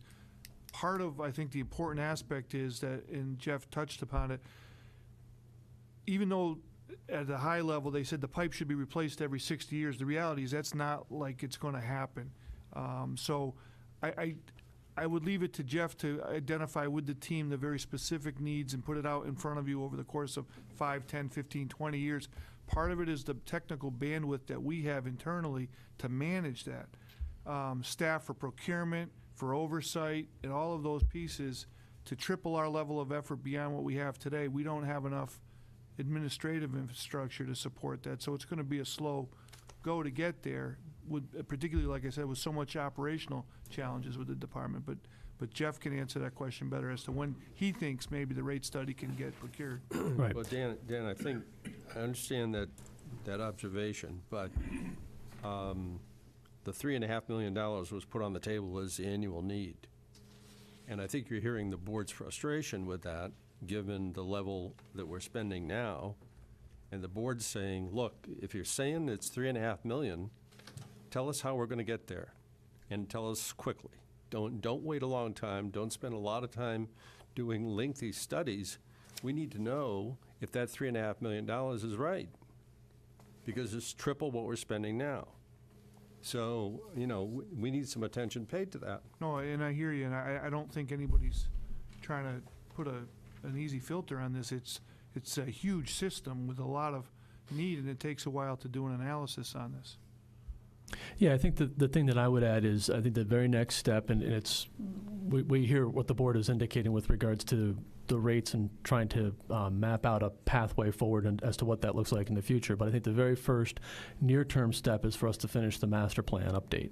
We get the master plan update done, we'll know exactly how much to invest in open space protection or well monitoring, things of that nature, and we'll have a much better handle on what the exact number of capital investment should look like and the details associated with what that capital investment should be. You know, that if that's the answer, then don't put a slide in front of us that says we need to triple our investment and have no plan for doing it. I'd rather you say nothing, because bad information is worse than no information. I'd rather have no information than have this. Okay, well, we need clarification on it, one way or the other.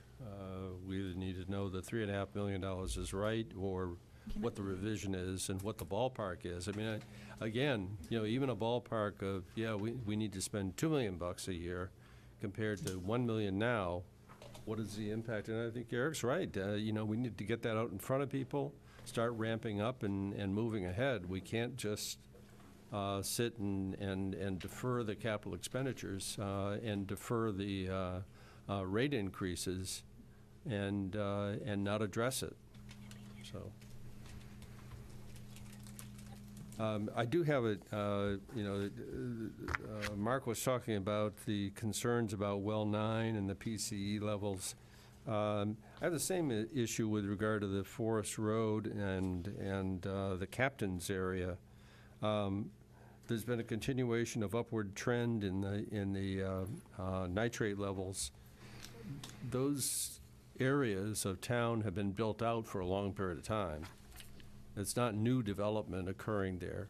So why are we seeing continuous increases in the nitrate levels if that's the case? And and I think generally speaking, we're seeing a trend throughout the Cape of houses moving from being full-time residences to being seasonal residences. And I'm not sure whether that would have an impact one way or the other on the trend, particularly of the nitrate levels. But again, why do we see the upward tick given the built-out nature of that area? Well, the graphs that we showed earlier was a 30-year trend, so that was a very long-term trend. It wasn't a snapshot of the last 3, 4, 5 years. It's a 30-year trend, and it's an upward trend.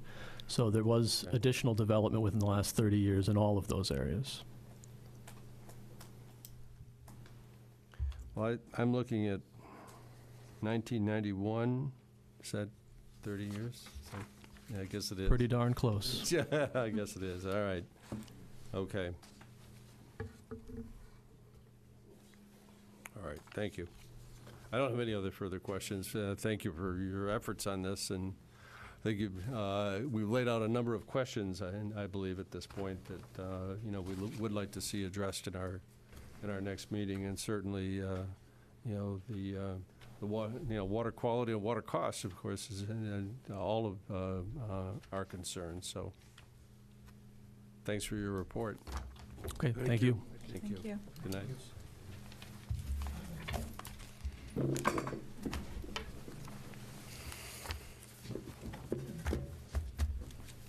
All right, we're going to move on to the next item on our agenda. Sorry for the late start on this. I know that we've got a large group of people that are waiting for our discussion of this issue, and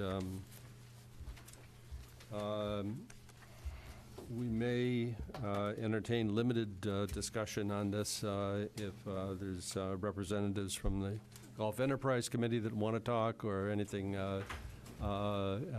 make any comments as we go along. Certainly that would be welcome. I just want to make myself available, Kristen Seymour, Gulf Enterprise Committee Chairperson, make myself available for any questions or comments the board that might have. It was conveyed to me that it was not necessary for me to make any kind of presentation to you this evening, but I do want to let you know that I'm here. Mr. Gilmore is here as well to just help with any clarification the board might need. We look forward to this evening, and we look forward to getting on with the next part of this journey. Right, great. Well, I think this is a continuation of the board's first meeting when, Kristen, you made a presentation. Yes, sir. And, I think we're going to kind of open up. Dan, I don't know if you have any thoughts or introductory comments you want to make at this point with regard to our current status. Yeah, with regard to the current status, I mean, I think it's fair to say that as we've gone through this effort, we've learned that we do some things very well and we do some things not so good that we have to improve upon.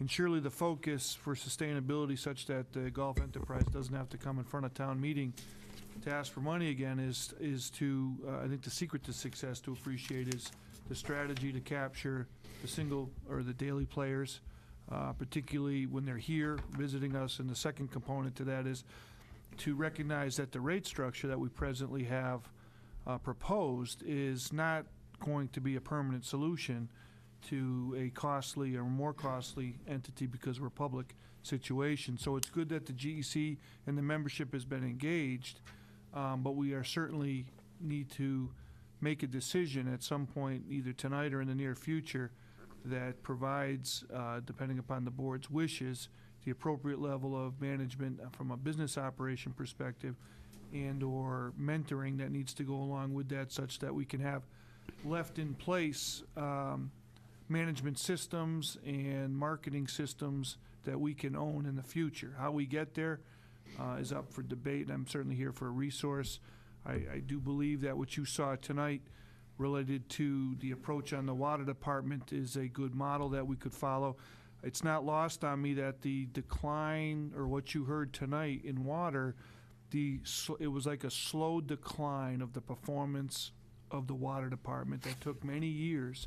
So we have a sense of urgency to act today, but the reality is for a decade or more, we kept our eye off the ball there, apparently. And I don't want that to happen here with golf. And there is an opportunity, because we know so much about it now, that it is trending in a good spot. But I've always been focused on how do we sustain it? How do we not have to ask the rest of the taxpayers to fund it? How do we get to that point? And that's certainly part of the discussion that should happen tonight. Okay. I think the way we will approach things is to ask each board member how they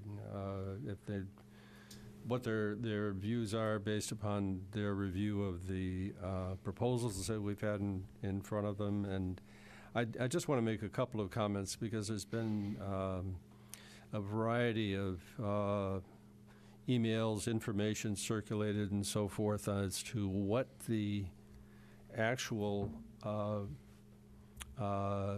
profits and losses, and I call it profits, gains and losses over the last 10 years have been. And there's been a lot of misinformation. Back, I think, last, may have been December, Pat Armstrong made a presentation and presented a chart of the reserve balances, and she probably did that in coordination with Jim Armentrout. And it showed the reserves and the gains and losses each year from 2009 to 2017. And in 2009, the golf course, the enterprise reserves were $386,000. And I won't go through each individual year, but in 4 of the succeeding years, 4 out of 10 of the years, there were losses ranging from $55 million a year to $206,000 a year. In $55,000 a year? I'm sorry, what did I say? Did I say million? I'm sorry, thousands. I almost had to grab my nitros for that one. From $55,000, sorry, I'm running quickly in my mind. From $55,000 to $206,000 per year. In 4 other years, there were relatively small gains from about $15,000, and that was in 2015. In 2012, there was a good year with about a $100,000 gain. So what happened in that period of 2009 to 2017 is that the reserves went from $386,000 down to $98,000. So there was a reduction of about $300,000 in the reserves as a result of some years being gains, some years being losses. Now, taking that forward, fiscal 2017 was a $206,000 loss. Fiscal 2018 was a $272,000 loss. Some of that was mitigated by a loan authorized by annual town meeting of $61,000 and some energy credits that were assigned for $7,000. And a free cash, well, the free cash grant was $61,000. The balance of the retained earnings, and that's not the normal accounting definition. Normal accounting definition does not count loans as income. But the retained earnings as of June 30th, 2018 amount to a negative $43,655. So we got, I don't know what the difference is in the current warrant. The retained earnings, quote unquote, is reported as $149,283. Positive number. We're told that that's what the state has calculated. So we have some research to do to understand what that difference is. It's a, but in any case, I think the board has been concerned about the trend in losses. As I said, 2017 it was 206,000. 2018 fiscal operations now are $272,000 in losses. So that's the framework within which we're operating, that we need to address that trend and those losses in order to keep our operations at a break even or better. J.J. Keegan, in his recommendations, said that in addition to break even, we should be making $300,000 a year in order to put reserves aside for capital improvements. And I think that's like any organization. We do that as a town. We put money aside each year for capital improvements, and we need to do that with our golf course as well. So I think that really focuses on what the objective should be. It's not just breaking even. It's building up a reserve so that capital improvements can be funded. If they can't be funded totally, fine. You can have some debt to go along with that, but you need to be in a position where you're not constantly worried about going negative, so to speak. So I'll open up to board member comments. Perhaps, Mark, if you'd like to begin the commentary. Okay. Thank you, Mr. Chairman. Over the last several days, I've been asked by friends of mine who golf what my opinion was on the RFP. And my answer has been that I think you have to look at it in the context of the alternatives. I mean, that's really what we need to look here, is that we know that we have a financial challenge. We know that we need to find ways to sort of make the numbers balance more. And I think your observation is spot on, that we need to also make sure that there are revenues that come in to build up reserves so that future improvements can be made. I think it's obvious that in terms of on the operations side, taking care of the greens, making improvements, there's a lot for the town to be proud of. There's been a significant amount of good work done to improve the quality of golfing here in Yarmouth, and I think that should not go overlooked, nor should our decision-making sort of be blinded by that. Our consultants have told us that the big issues that we have to wrestle with deal with the overall systems management, deal with the business side of things, the marketing of golf, and there have been times in the past when the region has worked together to try to address this issue, but then those efforts have fallen off. So when I look at an RFP and I look at this, I'm really trying to assess what the alternatives are. If we were to drop that and not do it, does what we're left with end up providing the solutions and the answers that we need to address? And the reality is that the town management, the administration, has actually put forward done some work and put forward proposals that I think get us more to where we need to go than any alternatives that we've seen. There's a part of me that would like to see us, so to getting to the answer, I'd like to see more work and a better understanding done as if we were to drop the RFP or put it on hold. Where do we improve the marketing, the management, the business side of it? How do we get there? Because to me, there's no answer. I haven't seen anything concrete in front of us that suggests that we've got a way forward there. And if we don't, then what we're going to do is we're going to be back at the table again in another year talking about the same thing, about the same stressed situation in terms of revenues. So like you, I think I'm anxious to sort of get out of this sort of annual conversation of, sort of bemoaning our predicament, but not really with a concrete vision and game plan to get us out of it. There's certainly been improvement. There's no doubt about it. There's been a lot of good work that's been done. But I think we need to be thinking of the big picture, the long term, just the way we were about water. And there's a part of me that is interested in seeing more done in-house to flush out these questions, to see whether or not indeed, if we don't do an RFP, how we address these other deficiencies going forward. There's a part of me that would want to have the opportunity to see how town meeting responds. There's, I think, an article before town meeting related to fees and revenues. I'm interested in making sure that we cross that bridge as well.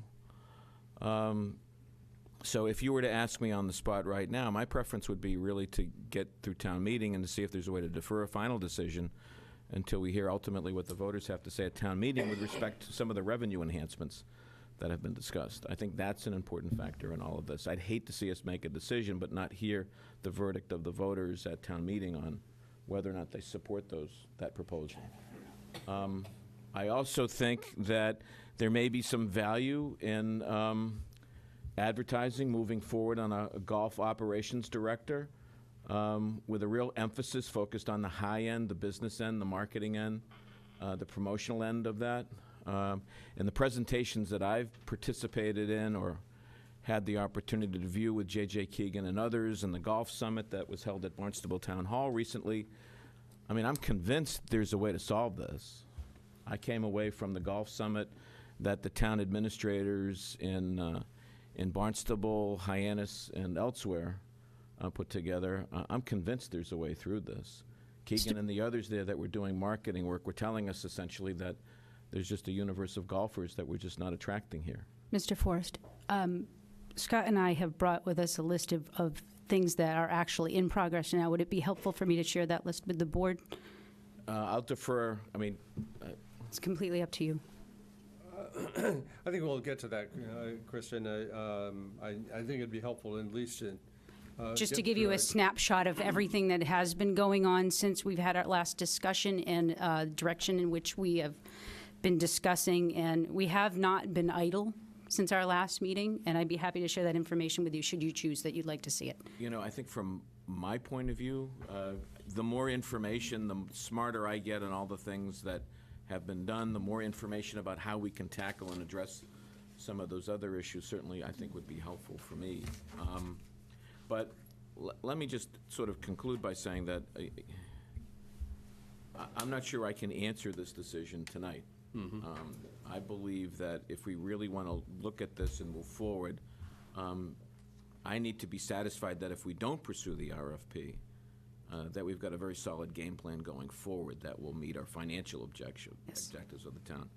I'm also intrigued with the idea of at least advertising the operations position to at least get that process going to see whether or not there might be a way to substantially improve things here in Yarmouth if we're going to do this sort of in-house, to see if there indeed is the kind of talent that we need out there. I would like to see the towns collaborating on the marketing end. I think we need to do that, but there's no guarantee. Like I said, in the past when these efforts were done collaboratively, it didn't take long for them to fall apart. Yeah. And so if this is not going to work regionally, then I think to some degree we owe it to ourselves to be able to be prepared to step up to the plate to some degree. But I don't know if that helps it does. Clarify my Yeah. thinking for you on this, but those are my thoughts for the moment. Okay. Mike? I agree with a lot of what Mark said in terms of we have to look at alternatives and try to find a long-term solution to this problem and not address it on a year-by-year basis. I would like to keep the matter in-house, however. I have a lot of faith in the Golf Enterprise Committee and its leadership, and I think that they've shown that they can make progress, and they've shown that they're dedicated to what they're doing, and we'll continue in those efforts to look for this solution. I think the golf course is a town resource, and it should be available to town people. And while it would be under the Casper model, I mean, there's going to be people that are excluded by virtue of the fact that it's going to cost a lot more money. In addition to that, they would have the luxury of not having union employees, displacing those people with lower paid employees without benefits that we can't do as a town. And I think golf is a form of recreation. There's certain amenities that attract people to a particular locality: schools, golf courses, cultural opportunities, and we have a lot of those things. Golf, in my opinion, there are economic aspects to it. Obviously, you don't want to keep losing money. You don't want to run it as a deficit enterprise any more than you would any other town operation. But it's not a business. That's where I have differences with a lot of people. It's a town resource. We try to supplement the support of it through greens fees, and through attracting people to the area that like to play golf. But where I fundamentally disagree with some of the people that have addressed this issue is we're not Billy Casper. We have a town resource. We own that resource. The people of this town are the town. It's their amenity. And I think they should be given the opportunity to address the financial problems that we're having. They've already shown a willingness to do that in terms of making capital contributions with their fees and increasing fees. The courses, from everything I hear, are in fabulous shape. People are really proud of the courses. They want to play on them. I think we have to make efforts to get back members that we've lost in the past. And sadly, I've talked to some golfers recently who said to me, well, you know, the Board of Selectmen will have to do what it has to do, but if I get priced out of golf, I'll go to Dennis. There's a lot of that thinking, and that's kind of tragic that there are people that are thinking like that. I think we should do more to try to accommodate our people to stay in our town, to use our golf courses, to use their resources that they've paid for over the years. So that's where I'm coming from. Again, I think there are management strategies that probably could be put into place to save some money. I think certainly some efforts can be made in terms of finding marketing people to know how to attract people to the golf course. I think membership recruitment can be another area where we can gain back members and revenues. But I am not prepared to support privatizing golf.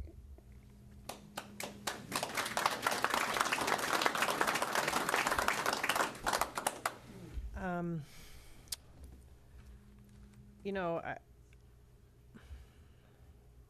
I guess I'm surprised to hear what Dan said at the beginning of this, saying that even with the new proposed rates, you don't think it's sustainable. So when we left the last time and we had our presentation before, I was pretty comfortable with some of the things that we were doing, that we were going to, you know, not be in a deficit. Now, what I'm hearing from you is you think maybe that it's not going to solve the problem? What I would say, I think all the data that we've captured, and it was, a lot of it was also shared at the Golf Summit we had in Hyannis a few weeks back. As a for instance, the folks that operate Captains up in Brewster, they share our same concern about the cost of membership just off Cape and municipal courses. They went out and they did an enormous amount of analysis on municipally funded courses off Cape, and they said that the membership rate, if you wanted to maintain the course for your members, and we now know that the cost of the membership here and the amount of rounds that they get, they have a great benefit here. I want to say it's something like 33% of the membership finances the golf operation. What they found out at Captains was that to sustain it off a membership-based model, off Cape, those numbers are approaching $3,000 for an annual membership. So we knew going into this that the number that we presented to you buys us some time But as you need to appreciate, with every contract that we sign going forward, there's automatic cost escalators that go into this. The other thing that we're mindful of is that we are getting great pressures, for instance, on the minimum wage component. And I'm getting a lot of commentary from our folks about we're not being competitive, we're losing a lot of folks here and there. And, one of the things that was interesting, and you saw a glimpse of what the future looks like on the recreation side when Pat Armstrong came in front of us to show you what it's going to finance the recreational program over the next 5 years because of the minimum wage. We haven't necessarily appreciated that full load here with golf.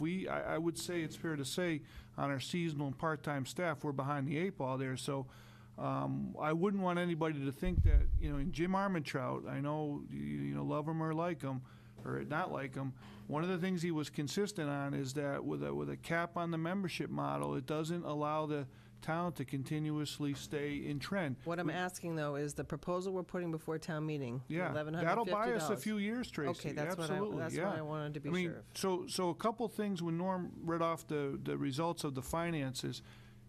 The damage done to the golf course from a lightning strike at Bayberry a few years ago was pretty significant in the irrigation system. It caused a lot of problems with future play. Then compound that with 2 consecutive years of off play due to the construction. And then compound it for instance, from last April in New England, in the New England region, you should get somewhere between 20 and 22 playable days of golf in a season. And in April, we had 6 playable days. So one of the problems with what we do here with golf is, to some large degree, without having that big cushion of retained earnings, if you will, the margins are already problematic in the way if you don't have an apparatus to purchase in volume and also to capture those daily fee players who the Keegan report really capsulated it for us. Those are the ones that if you can do a better job capturing them, you're going to become more economically stable in the future. But the cost to get that system in place is an expensive situation too. The idea to think that we can do it here on our own with what it is that we know. If we knew that answer, we would have done it by now. Yeah. And we haven't. So I just didn't want you to think that the rate structure that's being proposed is we do that and then we stick with a 5% cap and we're good for 10 years. To Norm's point, if we're not making money and then they add the $300,000 plus, I would say, because I asked JJ this, is that's your number across the country. That doesn't include prevailing wage cost construction on anything we do. He said if that's the case, you might as well put another multiplier on that. So it's there's a lot there to think about. Well, one of the things I think that the consultant was able to quantify for people is the value in their membership. I think that is really something that a culture has changed in the 6 months that we've talked about it. We used to talk about a $5 increase and people would be upset. I think people, from what I'm hearing, and of course town meeting will tell the tale, but from what I hear, people understand that $11.50 is a good value still, and they'd rather pay the $11.50 and have the town retain the course than to outsource it. That's basically what I've heard. And I think in all the changes that we've done, we haven't allowed it enough time to really see any of the benefits from it. Having said all this, I sit here and I look at Scott, and I honestly don't know your qualifications and what your thoughts are on any of this. I haven't heard much from you. So I'd be interested in what your thoughts are, what your experience is, and how you feel about the situation we're in. Not to put you on the spot. I mean... Maybe we can wait for Kristen and Scott to comment. It's a good question. Well, I mean, as far as I'm concerned, maybe Scott, because I can tell you, I agree with Mike. I'm not at a point where I think we need to outsource, but I do feel in my mind that there are a lot of pieces that we need help with. Marketing, customer service, different strategies, somebody to really look at the business side of it. Now, perhaps Scott has ideas and thoughts about that I don't know about. I haven't heard them. Maybe I've heard them through Kristen, but I haven't heard them from him. Maybe he's very much in favor of having some help. Maybe he thinks we need to bring in somebody. I think that would be important to me. I personally am leaning towards, I don't know if you want to call it a mentor or a business consultant, really, to address the things that Mark has talked about in the long term. You know, very specific. The consultant was good in the big picture. But what I wanted to hear was very specifically the things we needed to do to change those things. You know, we hear a lot about customer service. How do we get these people back? I want to hear a plan on how we have better customer service, on how we better market our course, and a very concrete goal to achieve in that. And then here's how it plays forward. I think we need somebody that has some type of business strategic planning, very specific. And I don't mean outsourcing. I mean keeping it in-house, continuing to run and manage it, and possibly bring in somebody to help Scott. We'll come back to that, and then maybe Dan can talk a little bit about that. I think it's a good question. And I'd like to ask... I agree with Mark that, you know, I don't foresee it being a problem at town meeting because I think people understand the value now. But if it doesn't pass a town meeting, I mean, obviously we have no option We won't have any but to options. go in That's a right. different direction. But just because I'm saying this in the short term doesn't preclude a different approach that we may need to take in the long term. One of the problems I've had with golf has been getting the good financial data to be able to make the choices that we need to make sitting here. We've never been able to see what the links course makes, costs specifically. Those are the kind of things that we need to look at. We need a good financial reporting to be able to make good decisions. So whether it's the team that we have now, I'm just saying those are the pieces that Keegan even identified that need to be changed, and we need to figure out a way to get from here to there. If I might add, before any further deliberation goes, it's important to point out, because you've all raised a good point about sustainability. There has been a long-standing tradition, as it was explained to me, that this is a standalone enterprise operation. At some point in time, I can't disagree with anything that you said. It is a community asset. And in fact, we've had a lot of dialogue internally about why is it that we can't go after some other source of town funding. And for instance, in Brewster, we happen to have somebody who's pretty knowledgeable with the finances in Brewster. But it's probably true that Captains gets a great benefit from the town there, as does Dennis. And when Keegan went through up and down the Cape, it was interesting from his perspective, on how many communities are using general taxpayer subsidies to mask the performance challenges that their golf departments are having. And we kind of stood out alone a little bit as kind of this historic stick in the sand. We're not going to ask town meeting for money. And it's if you were fine with that kind of backstop philosophy going forward, I'd feel a lot better about telling you that rate structure, we could always maintain it to be achievable. But I think what Keegan did do for us is illustrate the cost scenario that we're up against based on the present financial model. And in fact, Keegan and many of the golf directors I've spoke to wish they could move off a membership model because it's that detrimental to the long-term financial sustainability, because it goes back to you've got X amount of members roughly underwriting 33% of your operation. You've got to put a lot of energy and effort into that. Now, they weren't necessarily going to go back to their towns and have that commentary with the golf members because it would be not really good for their job operation.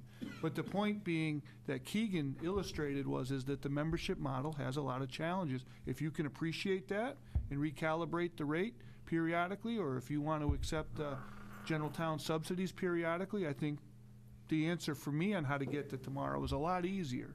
Well, I think our job is to represent what our town has told us in the past. And there's been a long history with golf here. And, you know, the Golf Enterprise Committee was created because of a lot of the issues that had happened previously. And the people of the town, the last time they spoke, they say they wanted to be self-sustaining. Now, until we hear otherwise from the people of the town, I honor that. That's a vote that was taken at town meeting. It was a conversation that was had in this town, and that's the way it's supposed to operate. Until we have a conversation, otherwise, I don't think the people of the town want general funds going into golf because they wanted it to stand on its own. That's been the history here in our community. So maybe it's time to look at it differently. I don't know, but I think that we have an obligation to honor that until there's a change. Eric? I wasn't here 2 weeks ago, but I did watch the meeting yesterday at my office. I had it on one monitor while I was working, and I want to start by saying, Kristen, I was listening to you, and I thought to myself, do I know enough about anything to talk that eloquently for that long? And sadly, the answer was no. So you deserve a lot of congratulations for the effort that you put into that presentation a couple of weeks ago. I'd also like to agree with something that Mike Stone said, and that is that everything is Mark's fault. So, I don't agree with Selectman Stone. I do happen to think golf is a business. It's a business that the town chooses to operate so that we can provide the amenity to our residents. It's a business that is subsidized by, non-members, so that we can continue to operate the courses and offer memberships at affordable rates. So, that's where I differ a little bit. I think to Tracy's comment, I think the townspeople voted last year to kind of subsidize the courses a little bit, and I wrestle with that. Sometimes I think that the people of the town, it's such a small percentage of residents that use the golf courses. We shouldn't be asking the rest of the town to subsidize it. And then, I quickly go to the other side of the coin, is that, there's such a small percentage of people that have kids in schools, and yet we ask everybody to fund the schools. So, I think if we think about it, everybody can think of some, in some way they subsidize something that they don't use. So, I don't feel uncomfortable asking the taxpayers for, to kick in occasionally the way they did last year if the golf courses should fall short. So, having said that, I'm not in favor. I've never been in favor of this Billy Casper model. Oftentimes when I get asked the question of why the town underwent this venture and put out the RFP, my reaction is, or my answer, kind of my boilerplate answer to the question of why, was because I think that it was a knee-jerk reaction to the realization that the reserves had dried up and the town was going to have to start to fund, to some extent, golf course operations. So, and the conversation I have with people is that we have a tremendous product, and please just give it time. That's what people say to me. Give it a little time. I think that we have the opportunity to develop a new management team, a new management strategy. I think that we can think about doing things differently. I question whether or not we need a supervisor and a director. I think that maybe those two positions can be rolled into one, and perhaps there's some savings there. I question whether or not the town needs to stay in the business of running the concession. I think that's probably a burden on the management team that doesn't need to be there. I understand that years ago we had some problems with lessees,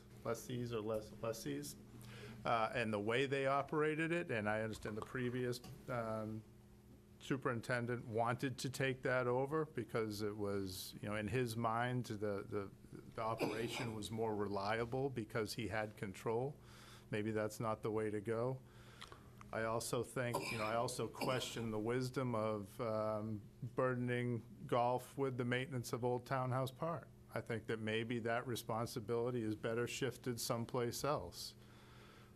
So, there are a lot of ideas I have, some of which I discussed with Selectman Holcomb.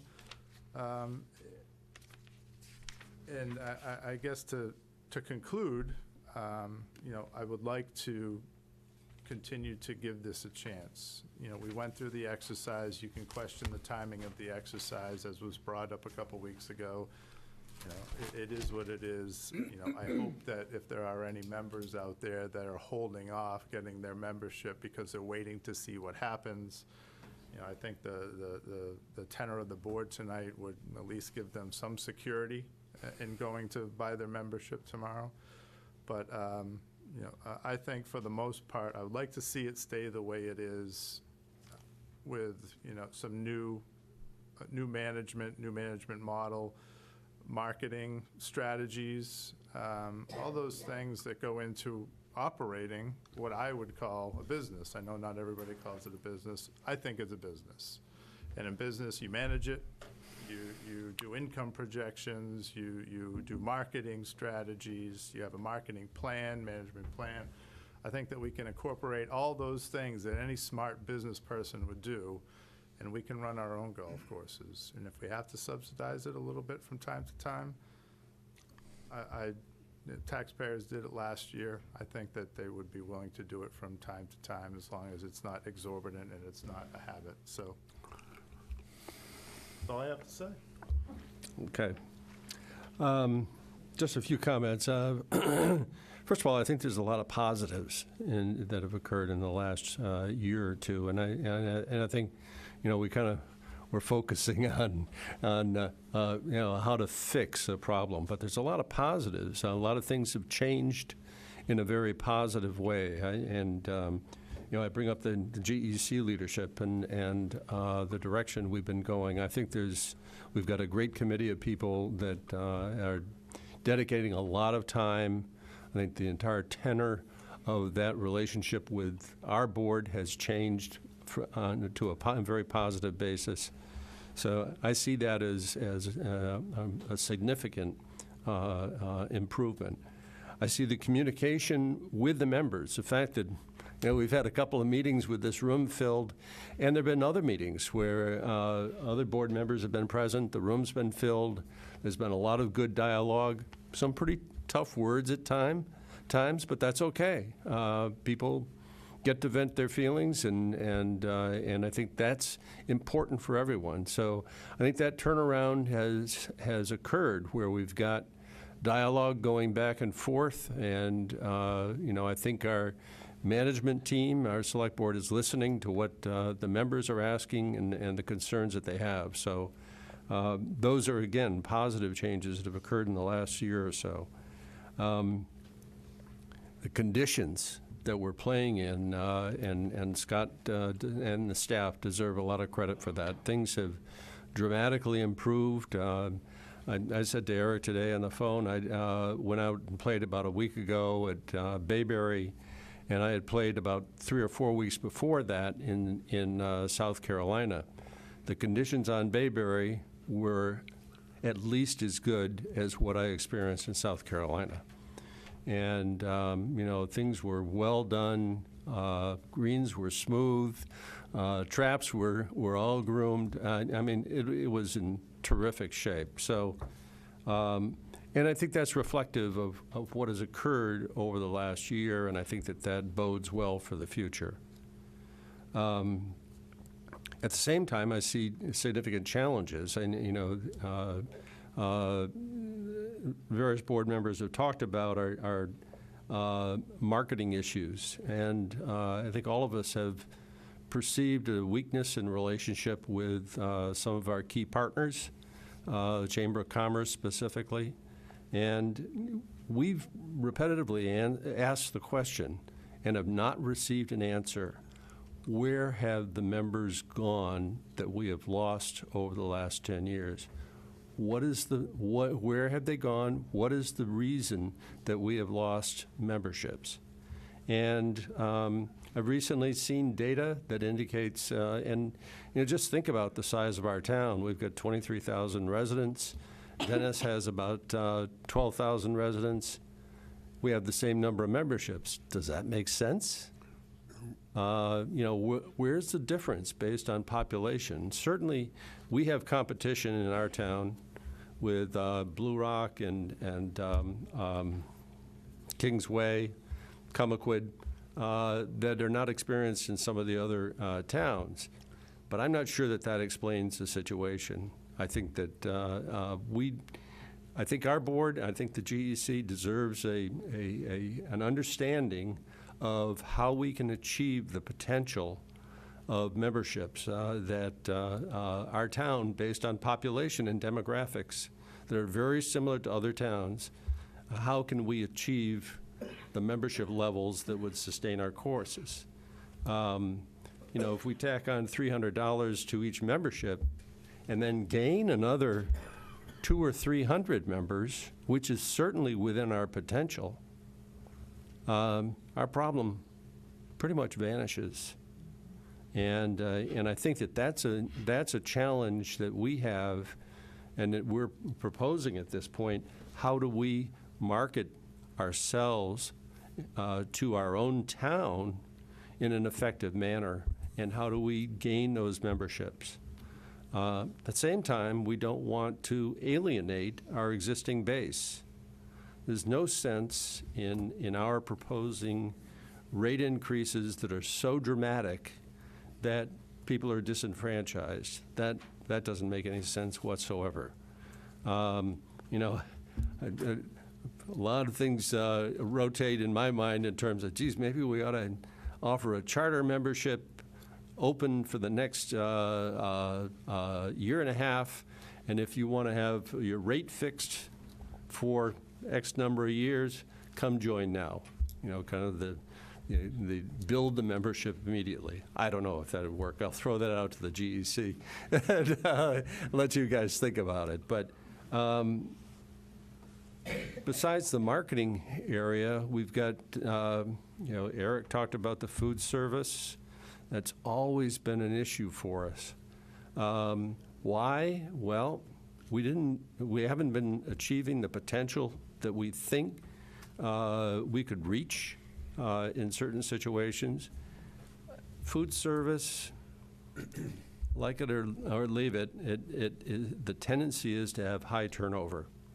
And high turnover means a lot of management effort to retrain, attract new people, keep that operation going. The restaurant business, bar businesses are tough businesses on their own, never mind combined with a golf business. So, and I said business, and I believe it's a business as well. I think the important thing there is to understand what are our capabilities. What can we do and realistically expect our staff to do? You know, we've got other issues. We've got issues with, we believe that we could come up with a newer software system that could address many of our, help address many of our weaknesses. I've been through a number of different system conversions, and they can enliven your organization or it can kill it. And I was in a $5 billion company where the company died as a result of a mistake in selecting a software system that didn't service the business. That's not the kind of situation that I want to see repeated. I want to make sure that if we really believe we have a great software system that will service our golf business, we need to make sure it's implemented very carefully and thoughtfully. I also alluded at another time to our high cost structure, and that is something that is, it's not a problem only here in Yarmouth. It's reflective of all municipal courses. It's a hurdle because of the benefit structure that we pay to our town employees. It's not a problem if you have the right environment, but it becomes problematic when you're at close to break even. So we may need to have some more flexibility in that regard to look at what kind of complement we have of people between full-time year-round and seasonal. I don't know the answer to that. I'm not a golf expert, but I do know that You're not? Not.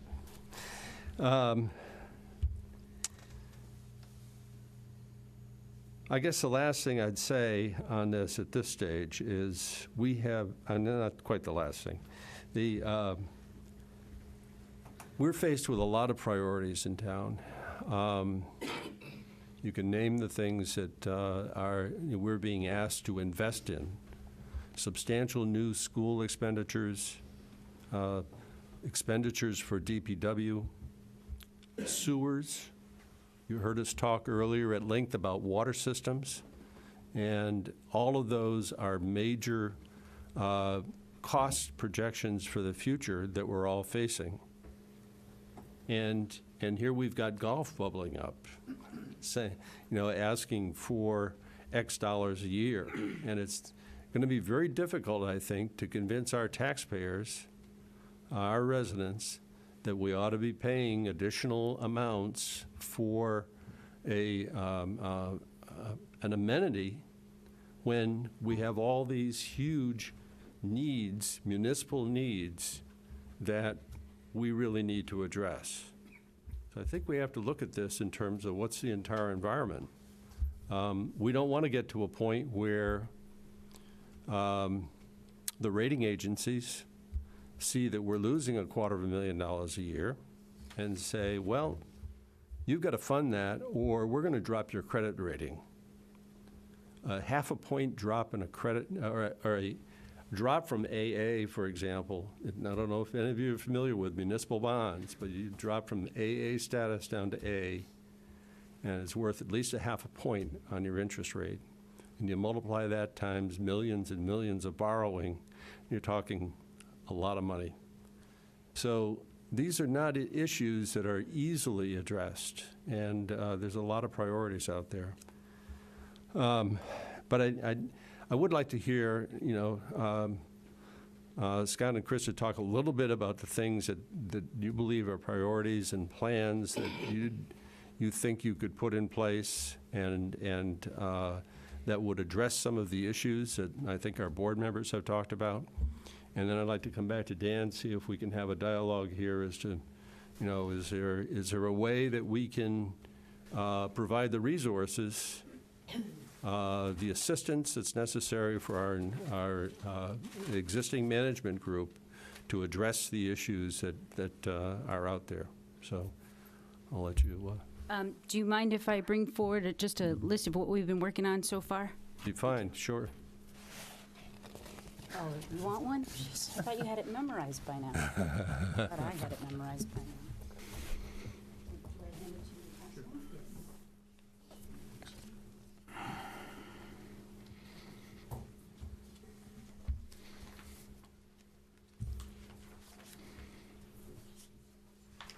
So what you see before you now is just a snapshot list of where Scott has been with golf operations. And I'm going to let him take over the presentation as far as this goes, because to Ms. Post's point, he plays a very valuable role in everything that's going on.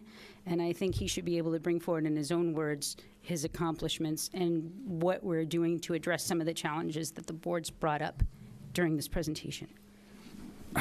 Yeah, we worked very hard in this last few months here to put plans in place to make sure we are successful. I mean, we met with the GEC repeatedly to come up with a fee structure that works, and that's where we came up with the 1150. That's based on the current number of members. To Norm's point, if we gain members, we're doing even better than we're projected at. But the 1150 is what works for us, and we've had a couple of member meetings on that where they've all been in favor of that. So I don't see an issue in town meeting letting that pass through for us.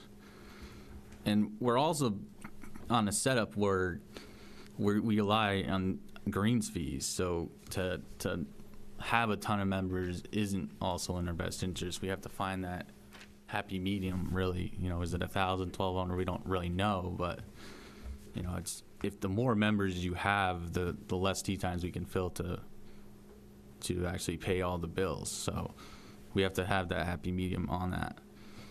But for marketing, that's a big concern for you guys. We are currently on a couple radio stations as of now, Pixie 103 and Coffee.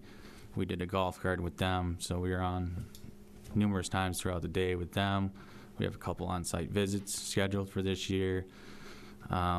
We got another one, I believe Keith's doing, 98.5? 98.5.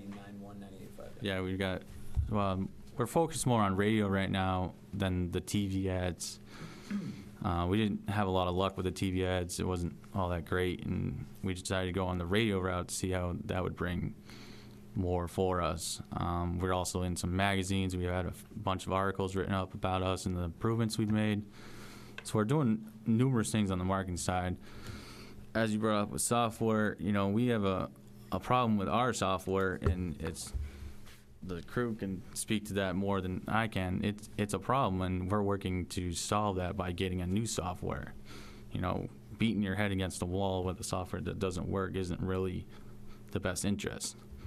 So, a software that includes social media, website development, all that stuff that helps us in marketing is a no-brainer for us, as well as being able to be completely mobile and sell more stuff, which is better for our revenues.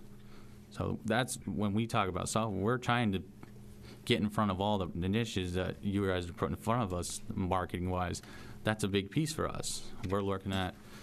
We're having a system that can't do it for us, so why are we continuing to have a problem with it when it's constantly going down, constantly having issues for us? We know the issues and we're trying to address it this won't solve it. So not every software is right for every golf course. For our model that we have, this one just doesn't work for us, and if we're going to continue down that path, it's a bad path to go down. It's, obviously there is no great time to implement software, but while we're down in play-wise, because it's not the busy season, is a good time for us. So, we're trying to address every needs that we have based on what's in front of us. The 1150 is the big need. That's where we came up with to solve that issue. And as you can see what's in front of you, we hired a new grill supervisor who's going to help us on the control of the food costs, have better food quality, which in turn makes more revenue for us. As far as leasing it out, I think this is a great year for us to figure out what's going on in the restaurants and whether we can be successful or not on it this year. With Steve Marlin in place, he's had numerous experience in the restaurants. He's there to help us out to figure out if we can be successful or not. And this is a great year to figure that out, or whether we do pursue a lease at that point. But we're in a spot to really prove to ourselves whether this is worth it or not, and what kind of frustration or headaches do we get to make it successful. Is it worth it at that time? But in November 7th, we'll have a pretty good answer for you whether it did work or not. And I think Kristen understands that as well. Yes, very much so. But, another big factor, the marketing, is when you guys say we lost members, everything is course conditions. That's big marketing for us. The better course conditions, the better we have play come. Everybody tells their friends, tells their family members, oh, come play Bayberry, come play Bass River, they're in great shape. That's a huge marketing tool for us that we spend $0 on. We don't have to spend any extra money on marketing if we're providing the conditions that are needed. And that's how we're setting up this model to make it successful. Now, we've done numerous improvements to both courses this winter. Norm, I know you've been out there a few times. We took numerous trees down at Bass River to open that course up, a lot more friendly over there. Bayberry, we cleaned up a lot of the dead trees, catching up on the renovation work that we had there. We're widening fairways, looking into doing a member initiative or a volunteer effort on Divot Day. I brought that up with Kristen to get some members involved to help out on the needs. We know we're not completely stacked up with staff, but this is a great way for the membership to help out with us, whether we do a couple of days of the month or something like that. But we have a lot of plans in place, and everything should work out pretty well with this plan in place at this point. I'll let Kristen chime in a little bit. So Scott and I obviously have been conversing on an extremely regular basis, and to his point, the Golf Enterprise Committee has been meeting, if not every week, every other week. And Scott continuously, when he comes to the meetings, brings his team with him, so that we've opened up a great layer of dialogue between the committee, who represents, obviously advises the select board, but also helps, translate amongst members what members are looking for. And it's been very successful so far. I think listening to the conversation of the board as we go forward tonight, there are some really key pieces of information I'm picking up here, and in the overall great grand scheme of things in golf, I think the members obviously have made some significant accommodations and realizations as to the value of what they are afforded in the town of Yarmouth as far as golf has come. And they've lived up to that. Keith was just showing me numbers of membership, and I'm going to put this one on your laps.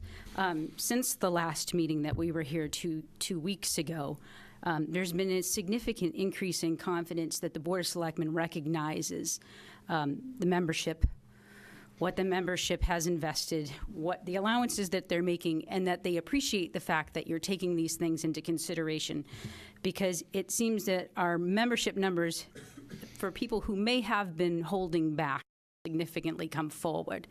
And our numbers, Keith, I don't know where you are, but I think that they're almost exactly the same financially as they were last year at this time, which is a big step ahead from where we originally were in the presentation. So hats off to everybody for moving forward with us as we kind of approach all of this in what I'd like to say is more of a united effort. From a Golf Enterprise Committee standpoint, I can say this. We have put in a huge amount of time. I know this is actually a part-time job for me now. Since our last meeting, I met with the finance director, Ed Senio, who is fantastic, by the way, and accommodated us as soon as we had free time in our schedule, and went through finances with Town of Yarmouth Golf with us. We had questions. He said that they were quite modest, which I was glad that we weren't driving him crazy. And he addressed those questions, and in that opened up a dialogue between us and Mr. Senio that brought some really significant things to light as far as my overall view of how golf has been in the town of Yarmouth in past years. I haven't been a golfer for that much, and I surely have not been this involved in it. But I can see, to Mr. Holcomb's point, that this whole process, which has essentially dumped golf out of its box and given us an opportunity to sort through it and find out what we need to fix and what we need to pay attention to, has opened up to us the light that there have been some significant struggles with the golf and the town, with the town and golf, with members in the town and members. And those are all getting addressed right now. I feel like the approach that we are taking and everybody paying attention to what's going on is moving us in a direction where I can respect, from a GEC standpoint, the needs of the town, specifically with Mr. Sentio. He mentioned a couple of things. Geez, we should be doing things this way. I don't know why they're getting done this way. Well, we'll be more than happy to address that. And at the risk of babbling on, I just want to say that I think we're all approaching this from more of a team approach now. We are open to what you bring before us and challenges that you think that we need to address. We're open to anything that the town needs to have addressed. The golf operations, we understand that there are challenges there that need to be addressed. And I think that from this 360-degree view that I have sitting in this seat, that we have the potential to really make a significant difference in the financing and the overall tone of how golf is perceived in the town of Yarmouth. And that's what I want to work forward to. So again, tomorrow there's supposed to be a meeting for the executive management team to go over marketing strategies, depending upon how the vote falls out tonight.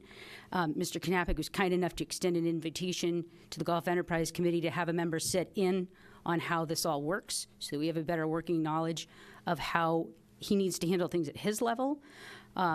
All of this education is so much better for all of us, and it gives us a much better way to approach all of the tasks and challenges that are put before us. and we look forward to doing that. This list is just a beginning. Scott and I talk all the time about having to improve upon it and move forward with it, and where we can fill in any gaps that we perceive and get to them before they happen.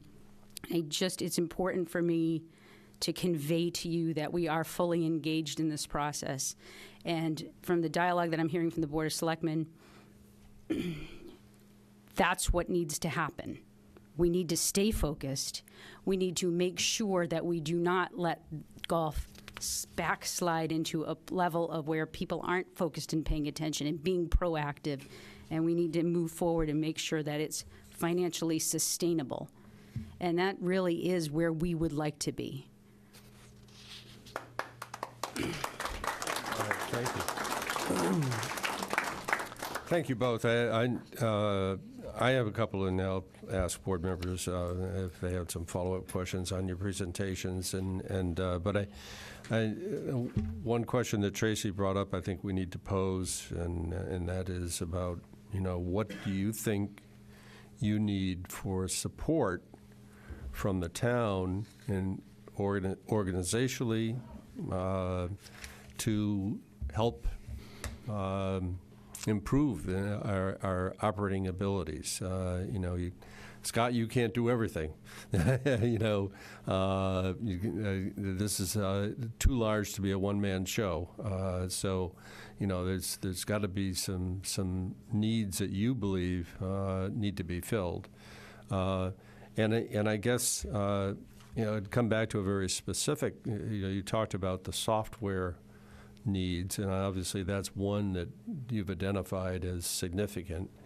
But there's a caution there, and that is as a town, we have a purchasing process, an RFP process that is pretty rigorous. And I don't know if we've gone through that at this stage. Have we created a request for proposal on software systems and assistance and that sort of thing?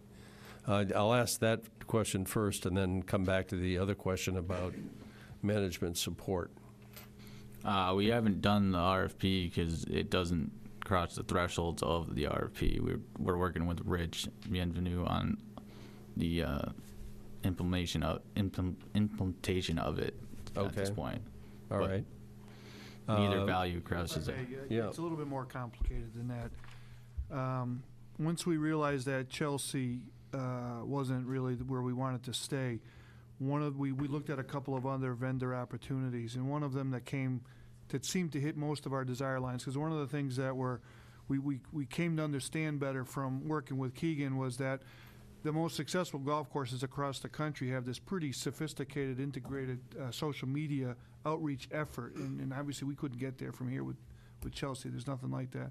So this product that Scott had put forward was T-Snap, and one of the things when you look to procure something that's new to you, you look across to see, particularly Massachusetts, because we have very rigorous public procurement requirements, and one of the red flags on procurement is if nobody in a public entity across the Commonwealth has already procured this, there's a reason for it, and the reason for it is the complexity in which how this model works just fine at a private course. As they take out their revenue based on a daily fee schedule, it's problematic in the Commonwealth of Massachusetts' ability for us to pass the straight face test. Like every vendor had the same opportunity to bid apples to apples, and that's what we're trying to work with Rich about, is to how is it that we can work with this particular vendor such that an RFP could hit the street in which it's fair and passes the Inspector General's requirement to apples comparison. And to say it doesn't meet the threshold, well, it doesn't meet the threshold depending upon how many rounds of golf they tapped into it to take money in on the daily fee. But if we go over an aggregated total because we put a lot of rounds through it, it would trigger the requirement to have a sophisticated procurement. So it's not to say we can't get there from here, but the amount of internal work we need to get to the point where we could solicit it and pass the Inspector General's requirements is going to take a while. And I agree with Scott that it is a more usable and useful platform for us. It's just, it would be a lot easier if one of our municipal competitors had already procured it in the Commonwealth, and that's not the case. So is it in use in the Commonwealth? I'm not sure, not in any public course that we're aware of. We asked the vendor, and the No, vendor not said, municipal. not in a municipal course. And that's a red flag to us as to, why not? And it could be maybe other municipalities looked at it, and they saw initially what we saw is that the level of energy needed to get there is a pretty sophisticated procurement. Maybe they shied away from it and figured what they got was good enough. I agree with Scott and the GEC. What we got is not good enough. We've got to do something. But to get into position to procure it and make a move, we can't do it now without upsetting the apple cart, but we would continue to work with the team to identify a way in which we could put a straight-faced RFP out there and work with the Inspector General staff to make sure that what we were doing wasn't running afoul of any procurement problems. So that's an ongoing effort. So it sounds, do we have a target in which we're going to determine, number one, are we going to issue an RFP? Well, at some point, we have to get off the Chelsea system. So at some point, Right. we're going to have to either put out a solicitation for a vendor or a formalized RFP. What we're trying to do is come up with a request, if you will, that goes to market that is in apples-to-apples comparison so that it's fair in a competitive I see. marketplace. And And it's a what would little be bit the- difficult. What would be the time frame? Well, it's got to, we're behind the 8 ball, to Scott's point. And if we want to make these improvements on the social media platform and integrated methods of marketing, every day that we don't get there is a lost opportunity. So, I'd like to say that maybe within 45 to 60 days, we could hit the street with something. And then it comes down to how long does it take to have a solicitation respond to, and then from there, what does implementation look like? And, our busiest point in the season, do you really want to go to a scheduling tool that upsets that, to your point, Norm, that you had made? Man, that's the last thing. If we had a, like in the middle of August, a busy season, and we had a glitch with the software for scheduling, it'd be a disaster, So, so it's complicated, but we're committed to getting off the Chelsea system. I will agree to that, for sure. Okay.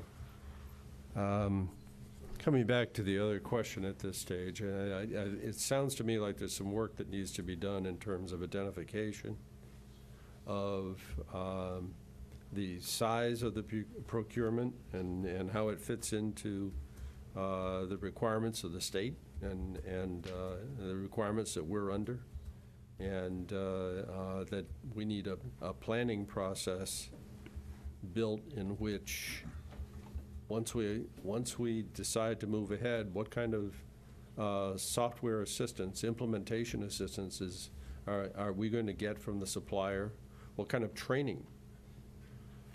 Training is so critical in the implementation of new software, and how do you make sure that your customers are not going to be impacted and your workforce is confident in the use of the system, and then not only in the system in terms of gaining information, but then using it to broadcast. You don't want to have errors in communication out on social media these days, and complications arising because you don't know how to operate the system properly. So there's a lot to consider in terms of how we roll any kind of new system out. But let's come back to the question of what do you think you need?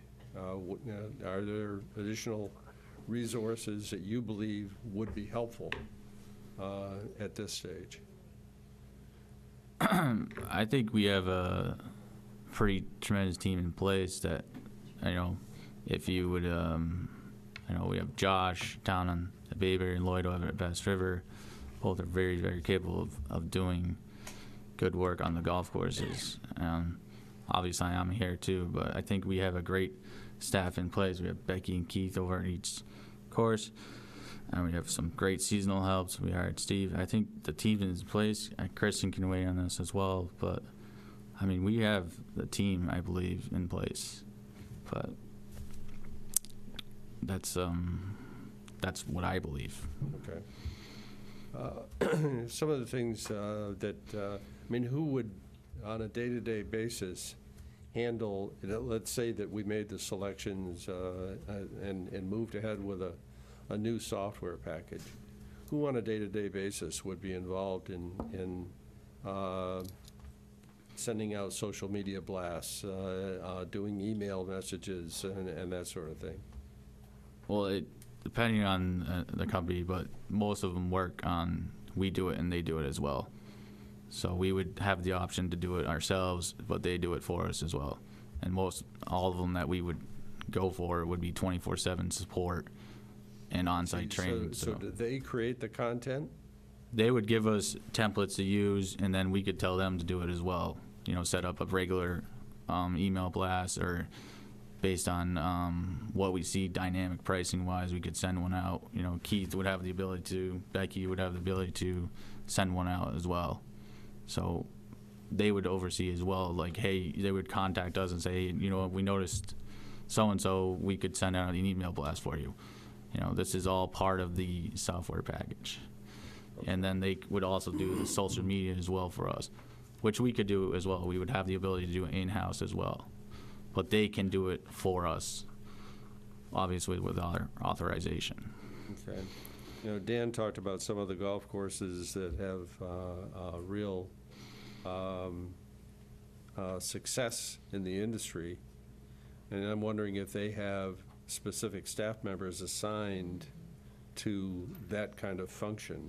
It's not, I mean, and I'm not saying that our organization doesn't have that knowledge, but I'm just saying that, you know, sometimes a specialist is important before you just say, okay, we're just going to distribute the work Right. among our existing staff members. No, I would say there's definitely a need at the point where we have a software capable of it, to have somebody that's just overseeing whether our emailing, our social media, or marketing that way. Just have somebody, you know, like more of an IT person to handle all that for us. Okay. And just to that end, you know, as you have explained to us, you know, learning through the RFP process is part of what we have gone through in this whole process. And there are fine set of communication calendars in the back of that technical proposal that we could utilize to time our emails, to time our Facebook posts. I mean, it's pretty regimented. It's a template that we could use to structure our own social media communications around. And I think that would be, I mean, it's put right in place for us. So it's something that we could adopt and adapt to very easily. And as far as our social media presence, again, the Chelsea system, it needs to be replaced. I mean, just flat out. We are so far behind the 8 ball in as far as social media, and email communication is a huge one. Any kind of software program that we bring in that's more modern, more adaptable to these situations is going to give you the ability to configure emails to a certain clientele, to a certain player, to a certain subject. And these are all modern adaptations of social media that we just don't have available to us right now with this dinosaur that we call Chelsea and cybergolf. And I get very stressed out when we start mentioning this.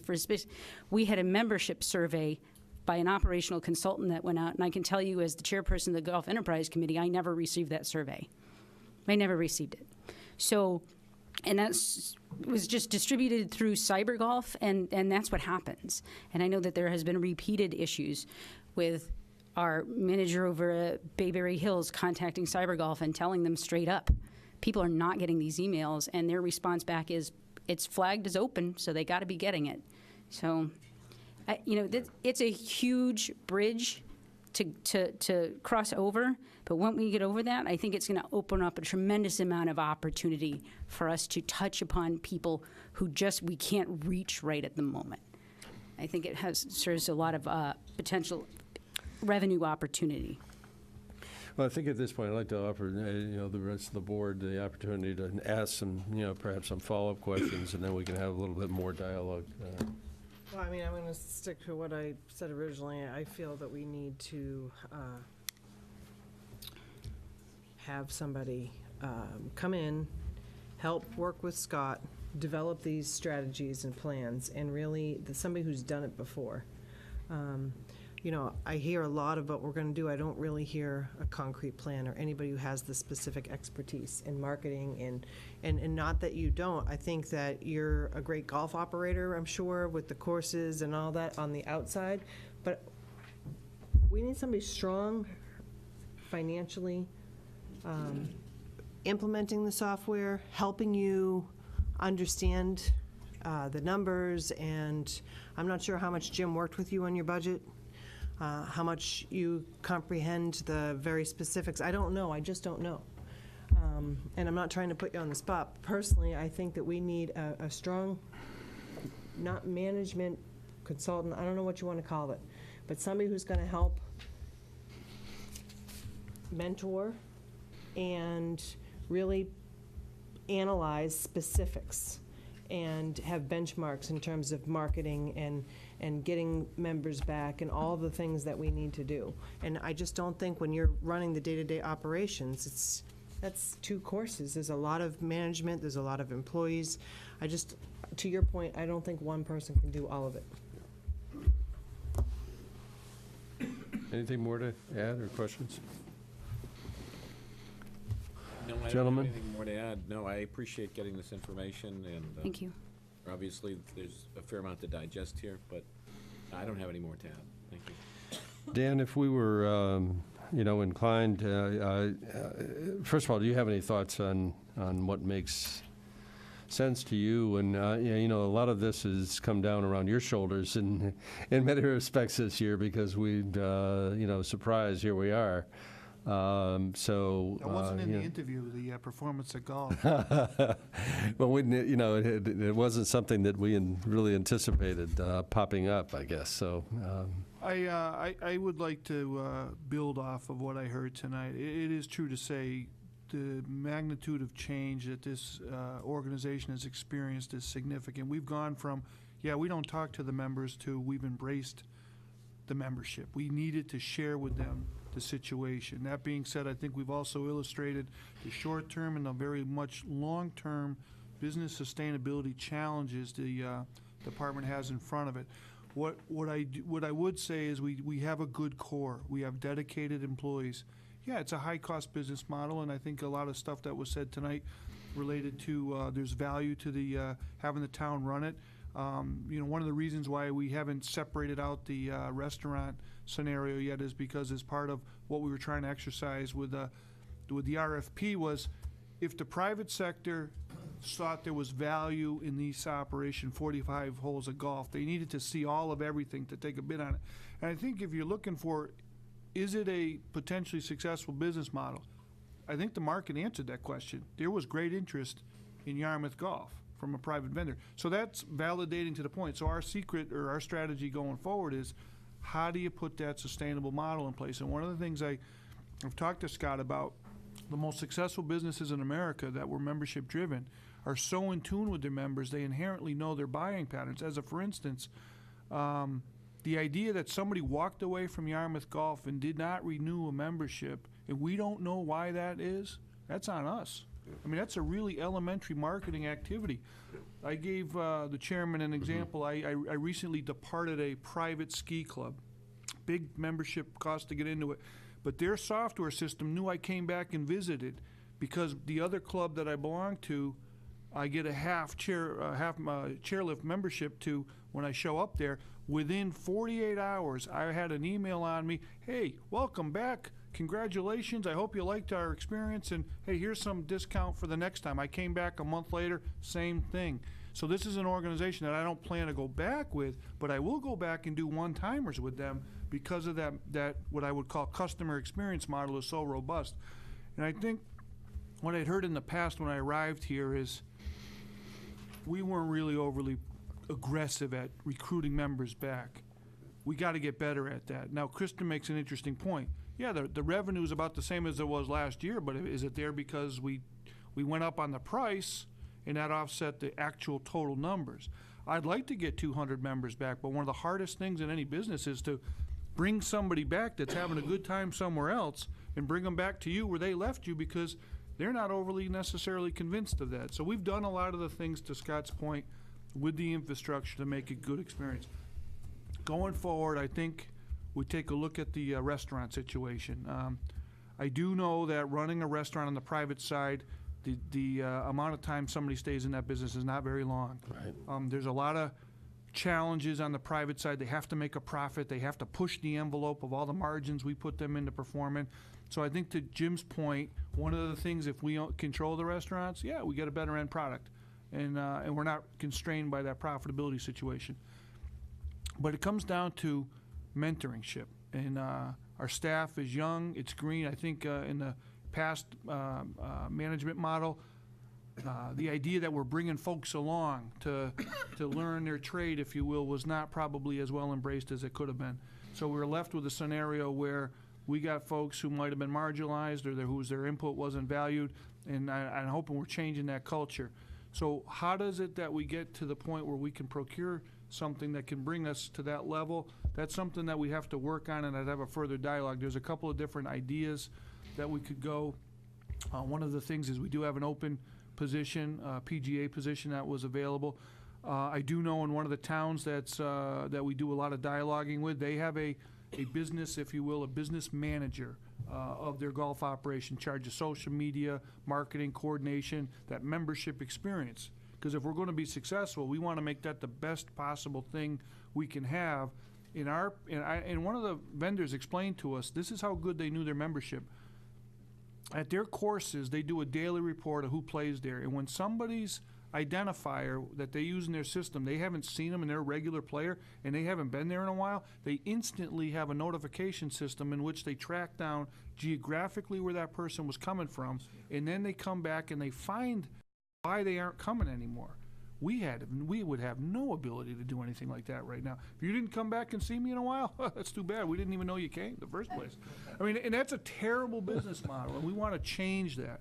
So I think to Scott's point, if we're going to stay in this business, we have to put some energy and effort into that, and I would look to potentially go to a personnel board, because everything has to go with them if you change your job description. It is an unfilled position.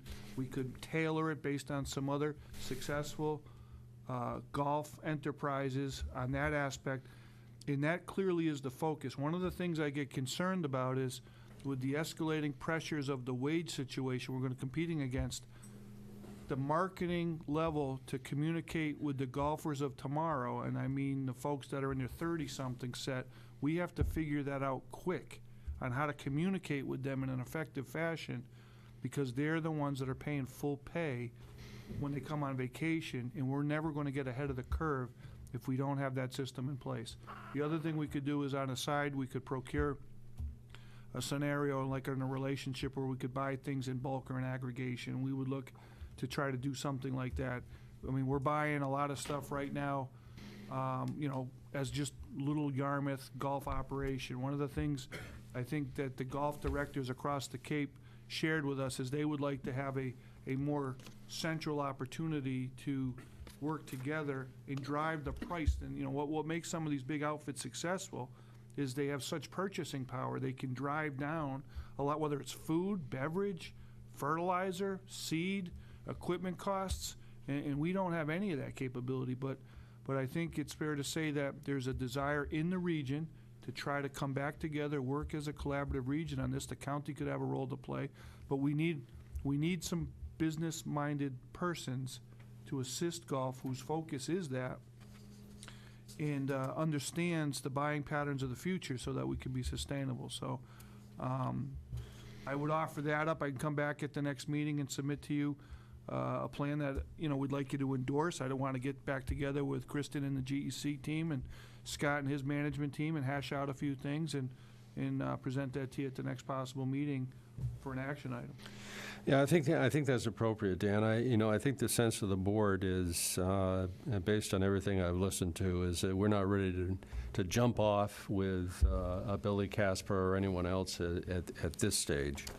I think you've tuned into the issues that the board has identified, and in any organization, the key is the personnel, the people that are in the organization that can creatively address the issues. And I think we have a good team together. I'm impressed with Scott and his stepping up and jumping into issues that, you know, a guy that's been involved as a superintendent may elsewhere may never have done the things that you've already done. So, you know, I credit you with that initiative and creativity, and working with Kristen has to be a challenge, so. You're not lying. Oof. He should get a medal for that by itself. But, you know, I'm hopeful that we can find resources within our existing organization. There's some very talented people working within our existing operations, creative people and people that relate well to members. And I think we need to identify those and help them, help you reach the objectives. The software issue is troublesome because we don't want to so focus on we've got to get this piece of hardware and this piece of software implemented that we ignore the people issues, but we don't want our employees hamstrung by a system that doesn't work well and doesn't help them succeed. So I hope we can identify, Dan, I think it's a good plan to try to identify both internal and perhaps some external support that would help our team move forward. You know, I hope next year when we review things that we've gained knowledge and expertise and have some successes behind us. I'd hate us to be going through this process again, and even as we identify whatever kind of services that we can, business management services, marketing services, whatever you folks think are most important, a year from now, our knowledge base as a organization needs to be higher. And we need to be able to crisply address the issues, the challenges that are in front of us. So, you know, I hope that our organization will grow and be better in the next year. So, you know, I think it's probably as much as I don't know if anyone else has anything more to add. I think we're anxiously awaiting the support of the members and the town in voting for new membership structure at the annual town meeting. I think that's a key element. Our board is looking for that in order to say, okay, we're going to have the financial capabilities moving forward that will help us address the issues. So get out there and get people to vote yes. Yes, sir. And okay. So I'm not sure we're going to add anything else at this meeting, but we'll try to stay the course as best we can at this point and give you the support that's needed. Thank you. Okay, thank you.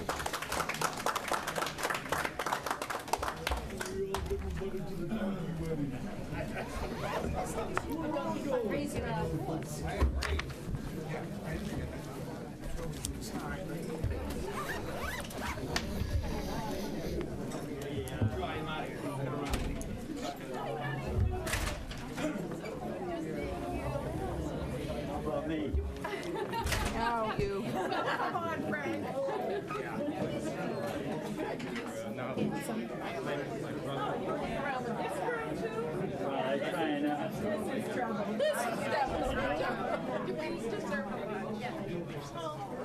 Yeah, maybe. What do you think? Yeah,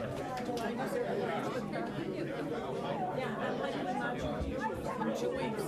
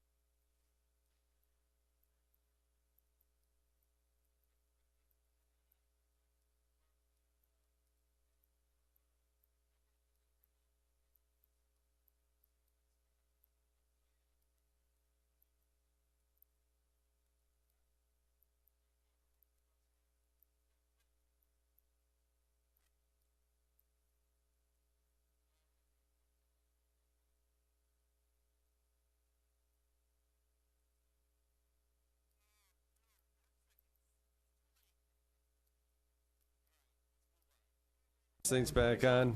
All right. Let's move ahead then with the DHY legislation update and vote.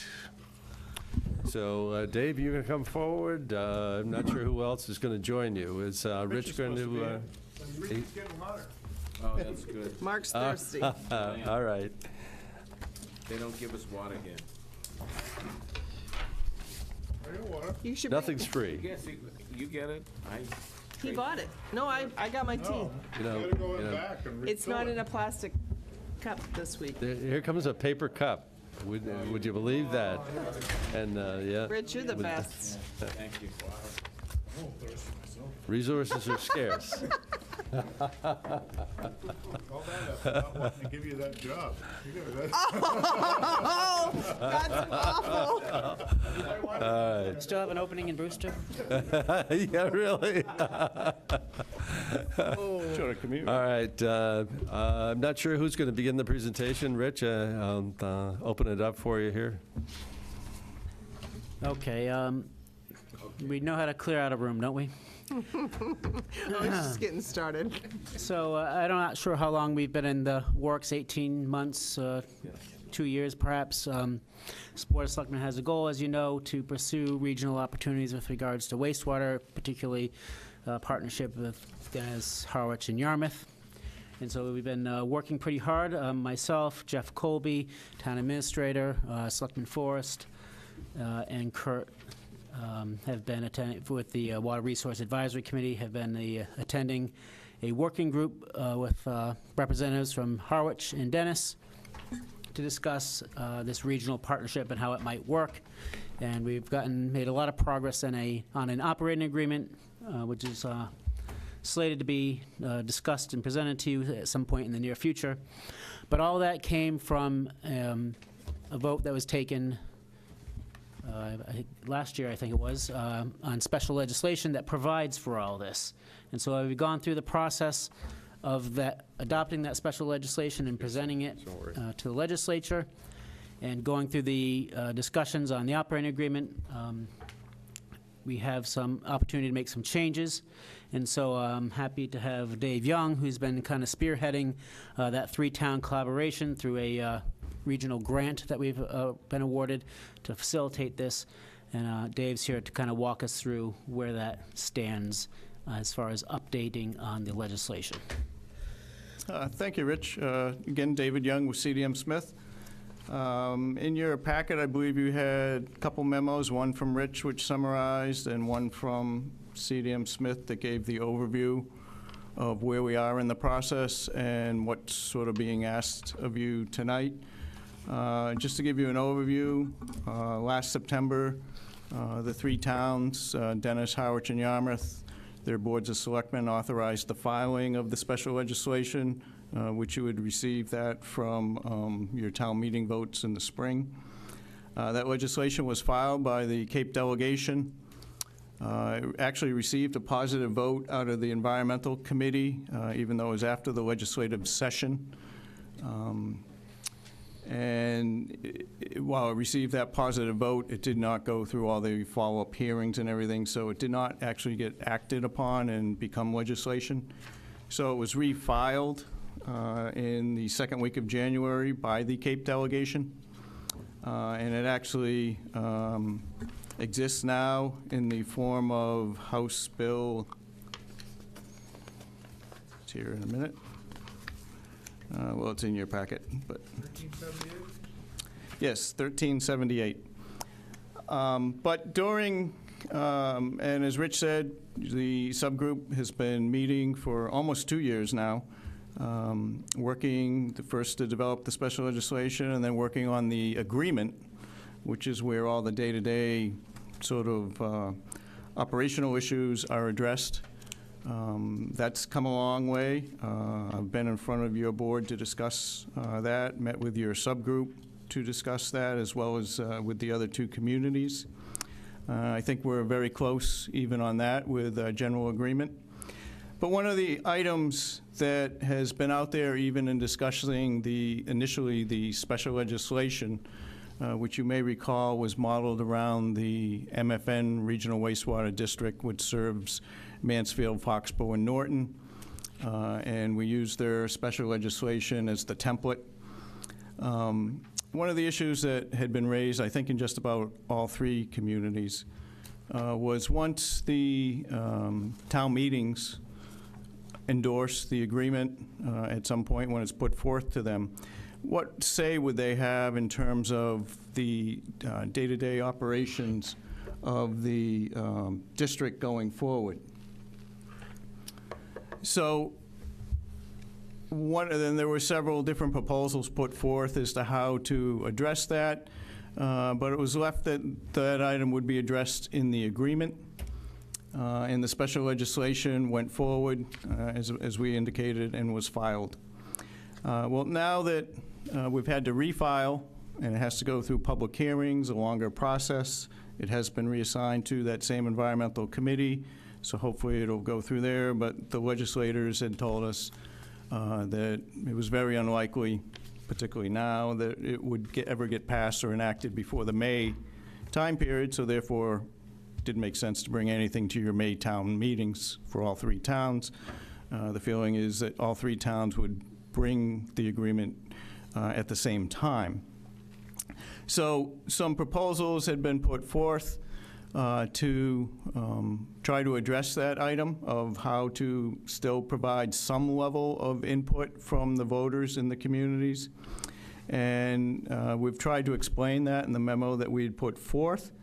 And the proposal that is put forth is to add another sort of check mark, check and balance in the, what would be the DHY Partnerships budget approval process. And in checking with bond counsel, they indicated that if that was the route that the three towns wanted to move forward with, that it needed to be put into the special legislation. So again, the real specifics would be put in the agreement, but the special legislation, the wording has been put forth in front of you, and that would be to allow for the three towns to hold a joint three-town Board of Selectmen meeting to approve the proposed budget put forth by the commissioners, the DHY commissioners, on an annual basis. And when I say budget, we're also talking in parallel the 5-year look-ahead capital plan. So if there were real issues coming about in terms of funding, you would know that not that year, you would know that several years in advance because you'd be seeing the 5-year look-ahead. So at that meeting, the quorum is defined as 2 selectmen from each community, with a total of 8 having to be present, and it would be a simple majority vote to approve the budget that had been proposed by the DHY commissioners. The reason, again, for trying to put this forward would be to provide a check and balance from the 3 towns in that budget process, feeling that the selectmen are elected by the town residents. So that's a way of them having the input into that process. It also simplifies logistics over having that one meeting versus having multiple meetings or having specific quorums of number of attendees and what have you. So the feeling was that met that sort of checkmark issue. It would meet the requirements of bond counsel. They've looked at the wording. This has been the wording in the special legislation has been reviewed and proposed by Town Council John Giorgio, who's been working with the subgroup. And the feeling is that while it is another step in the process, it doesn't really interfere specifically in the day-to-day operations of the district or what the commissioners are proposing, because they're the ones proposing the budget. It's just an approval, check and balance process. So a little difficult to read on that screen, but this is in your packet. It sort of covers what I just reviewed. There is a table I forget if we put that in here. No. There is a table that was in your memo that really compared the two processes, one that's in the existing wording, and then the one would result from the proposed wording. Again, the only thing you're looking to act upon tonight is just the wording in the special legislation, not the details that would be in the agreement. This sort of summarizes what's in the agreement, but that's still open for discussion. And again, that agreement is the important document that must go back to each of the towns and be approved by their town meeting. So should you choose to act upon that tonight, the schedule going forward would be that the other two towns have discussed this over the last couple of weeks at their meetings, and both have endorsed it. If you choose to endorse it, we would look for letters from each community and just indicating that. That would be sent to the legislative delegation, who would make those proposed changes to the act, and they said there's plenty of time to do that as it's still in the committee. Presumably that would push forward. We'd get the legislation enacted over the next few months. That would then lead to, and this is a schedule that's been discussed at the subgroup meeting, that would lead to potentially fall town meeting action by all three towns as to whether you wanted to join the DHY partnership or not. If you did, you would then look to move forward with either funding at that town meeting, or more likely probably your spring town meeting, to start actually implementing the money for the DHY partnership. The other thing just to mention, the money that's been used for coordinating and developing the agreement over the last year, that grant runs out in June. But the three towns did reapply and try to get some additional money, and we just heard earlier this week that the three towns were able to get some additional money for that to continue the process into next fall. So that's great news for the three towns. But it also shows that the current delegation up on Beacon Hill is very supportive of this type of process, doing things regionally, trying to save money, best practices type of thing. So they're very supportive of that. So, Dave, if I may, just to summarize, we talked about what's been talked about in the operating agreement. That's a proposal that working group's trying to hash out and finalize. But what we're really asking for is on the special legislation line 132 through 134 is an addition of one sentence. In order for the operating agreement to be finalized in such a form that's been discussed, the legislation needs to provide for that. And in its current form, it doesn't. 31 and 32. 132, where it says There's an amendment on 31 and 32 on this. Oh, Yeah, that amendment is just a clarification of some wording that had already been put forth. And again, that leaves Was this wording in what we already approved? Yes, what you see, the red line, is proposed changes to what's already filed as the bill. Okay. I make a motion, we endorse House docket number 1378 as edited and provided in our packet dated 3/18/19, and send a letter as such. I'll second that. Okay. Discussion? I have a couple of questions. With regard to the annual budget, does that include bonding? If the commission decided to bond an addition or whatever, is that part of the budget process? Yes. Okay, so that would be part of what would be approved in the terms of the agreement, would be included in the annual budget projections? Yes, that is something, depending on the dollar value, but if it was something of significance, it would be part of their 5-year capital plan, so you would know it would be coming in that 5-year horizon, and certainly you'd see it because they need to justify why it's in the annual budget when it hits the year to do the work. Right. And again, that's why, I actually think the three towns getting together, all raising their questions and issues on an annual basis is a good thing, let alone discussing the budget. So, but yes, clearly that would be part of the budget process. And in our subcommittee, we talked about, or asked a question about the 20% reserve set aside that's provided for in the agreement. Yes, it says up to 20%, yes. To 20%. And what does that cover? The MFN special legislation had 15%.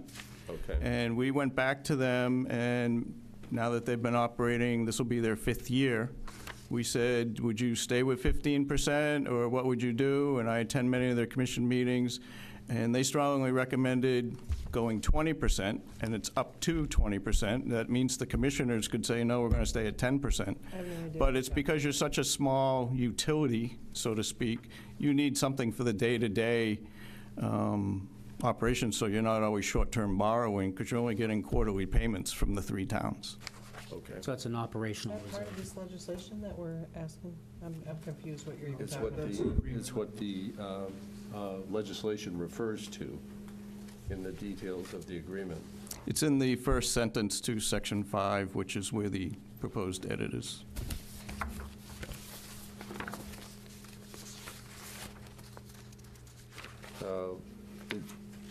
Of the agreement. Of the special legislation. Oh, It's line 128, I believe. So, 128? Yeah. 130.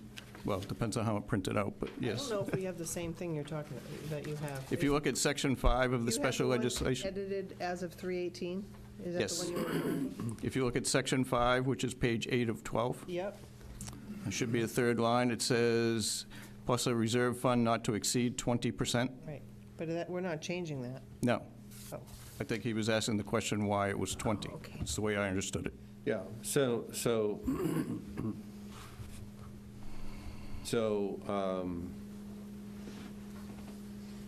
The only proposed change is what you see in red. Okay. Okay. So just envisioning the budget process, I mean, we're talking about operating costs. So for the most part, so you're talking about chemicals, staffing, everything that goes into the annual budget.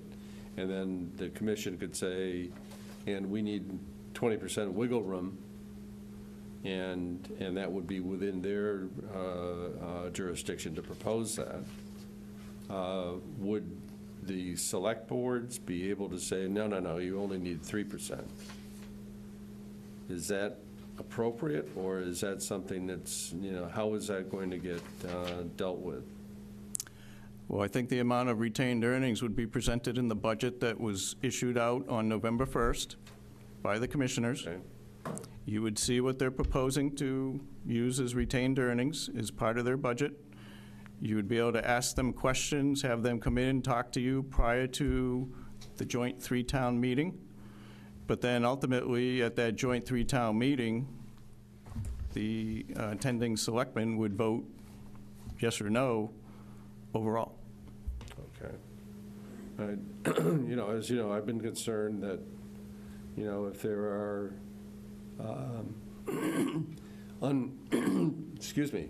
unforeseen events that occur in a particular year, seasonal fluctuations, you name it, whatever may affect the operating costs of the plant, that we don't hamstring the operations with such a tight budget that they end up making decisions that are poor operational decisions in order to save funds. And, so I guess I'm okay with this approval process if there's a 20%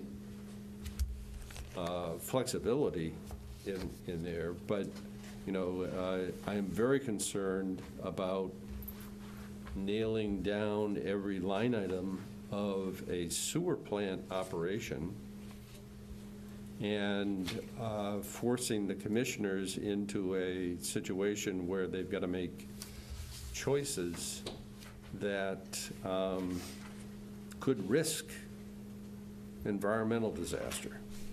And I guess I'm concerned about that. So, you know, if the 20% is in there and it's not going to be something that the select boards will say, oh no, you need to get that down to 3% because we're not going to approve that. Then, you know, I think that's creating a situation that in the future could be very detrimental to the operations. Well, I think, again, that's up to the DHY commissioners to justify why they're proposing what they're proposing, as anyone does in their budget, and convincing the simple majority of those selectmen attending that joint meeting that that's the way to go with what they've proposed. Okay. And I guess to your point, Selectman Holcomb, when we met last week about this, the vote in front of you is to let the special legislation dictate that the three towns can agree to the process, which could include something along the lines of which your concerns are, where versus the alternative is having the budget process language within the special legislation, which is very difficult to change and amend. So Right. I think you have a better chance of addressing your concerns in an operating agreement that we're allowed to amend and is a more livable document as opposed to putting it in legislation. So really what is in front of us is to allow us to have that discussion to get to an agreement that we can all support, as opposed to stuck with something in legislation. Okay. Okay. Aye. Oh, I didn't ask, but. Already a motion and a second, correct? I think so, yes. Yeah, I seconded it. Yeah, and your votes? Aye. Yes. I heard a couple of ayes. I didn't know over we were there. doing a roll call. Okay, aye. Aye. I'm trying to get something moving. Thanks, Eric. I'm with you. All right. So with that, I think we're ready to move ahead with the legislation as it's been filed. Thank you. Great, thank you. Okay.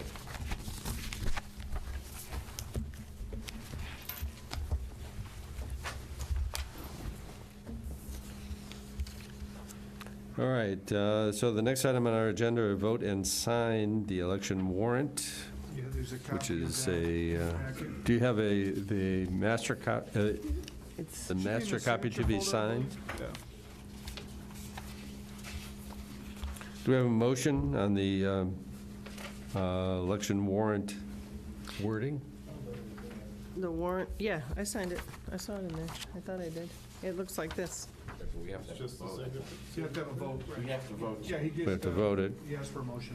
So moved. Yeah, and we need- Second. We need a one to sign so that it can be Must be in front of the voters. Is it in the packet? Because I have a copy if you need it. Yeah. Must be an original. Here, found it. Okay, You want me to sign it first? sure. Make a motion. Oh, we already did that and seconded it. Aye. Aye. Aye. Aye. Okay. We have five there. We call her on motion. Aye. Thank you. You got five. Are you done? Okay, good. Very good. All right, well, that's in process. Let's move on to board and committee actions, committee appointments. Do we have any this evening? The only matter of related to appointments is to accept the resignation of Mr. John Knobbe with respect to the Mid-Cape Cultural Council.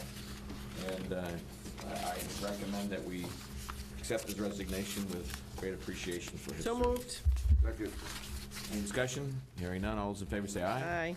Opposed? The Aye. carry. Thank you, that concludes my report.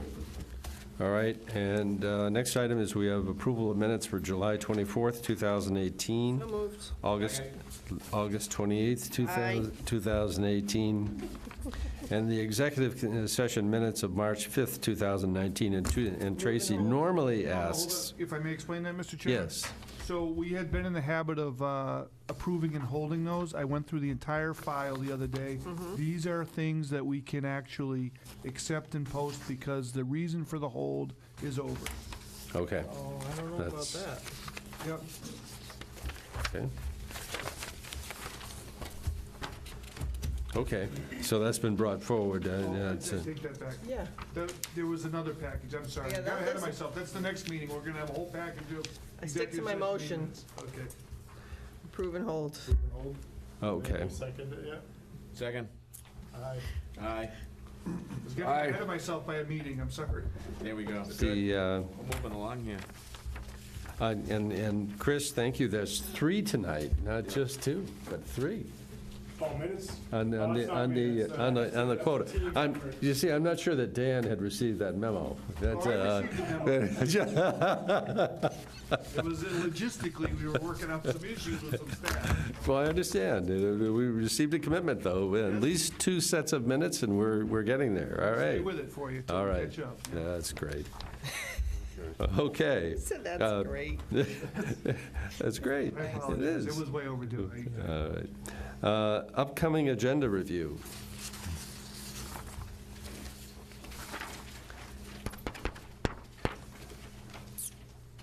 So I've been watching a few things on YouTube. Yeah. You can't And, talk about those here, no? no?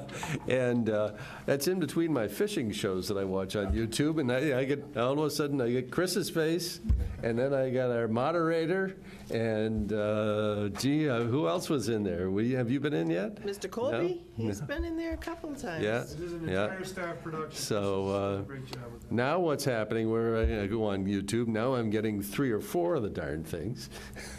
Perfect. So, because I've looked at one, so then YouTube recognizes that. So they keep popping up. But just, I think the public should be aware that on YouTube, if you have Comcast, you have the ability to go into apps and bring up You have a smart TV. Bring up YouTube on a smart TV, yes. And you'll be able to watch individual articles being reviewed, and so then you can come prepared to participate in our town meeting preview on April 25th, which is on our agenda. It's a Thursday evening. Have we planned a time for that? Is it going to be normally 6 p.m.? Okay. The whole warrant is on the town website at this point. with- I am not able to attend that meeting, but I'm sure I'll be able to catch it on YouTube. Absolutely. And We still can't call in, so. We've come a long way. have no We'll see if we can do the call. well, this is, yeah, we're doing well. We're doing well here. I mean, making improvements all along the way. All right, so are there any other questions or corrections on the future agendas? No. Okay. Thank you, Mark. All right, individual items. Eric, Nothing, thank you. okay. Tracy? I just want to remind everybody that annual cleanup day is this Saturday, Excellent. April 13th at 8 o'clock, Whereabouts? Town Hall. Town Hall. Town Hall, Okay. everybody come. They, Are there refreshments served? or is Yes, it, absolutely. Yeah? Absolutely. All right. Oh, okay, so there'll be a message going out to everybody tomorrow. Wonderful. All right. And rain date is the 14th, but it's not gonna rain. It's gonna be beautiful. That's good. I've got a raincoat anyway, so. Mark? Nothing. Nothing. Mike? Nothing to add. All right, we're ready to move along to town administrator items. There is a memo that I will be sending out to you tomorrow real quick. There's gonna be some tree cutting by Eversource on 6A. Oh. I know that's of great interest to us all, so I will get that memo to you tomorrow. It's limited in scope, but the trees should be marked ahead of time, so you'll know which one. I think they have been. I've noticed that, yeah. It doesn't have, we don't have to have a hearing? These are within their right-of-way, so they're allowed as part of their annual maintenance program to be able to do these things. Oh. Yeah. From what I've seen, I mean, it's not awfully aggressive, so, I don't think there'll be It went a big little issues. crazy in Barnstable and Sandwich last year, Yeah. I remember. but there was a lot of outcry about that. Yeah. The other piece was that Selectman Post had stole my thunder on the annual cleanup. Oh, so, sorry. That's okay, that's great. I appreciate that.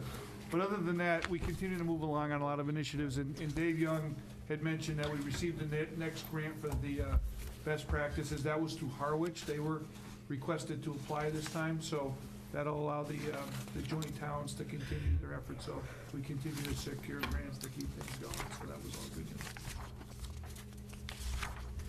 Other than that, we can move on to the consent agenda. There's the summer concert series on the Chamber of Commerce there, this fee waiver spreadsheet from 2019, and then donations. Okay, do we have a motion on the consent agenda? Second. All right, those in favor, please say aye. Aye. Anything else then, Dan? No, I think we're good. Thank you for weeding through all that golf. You've given me enough instruction to be able to present back to you a plan for the future. All right, very good. All right, we're only 15 minutes behind. We have a motion to adjourn. So moved. Are those in favor? Aye. We're adjourned.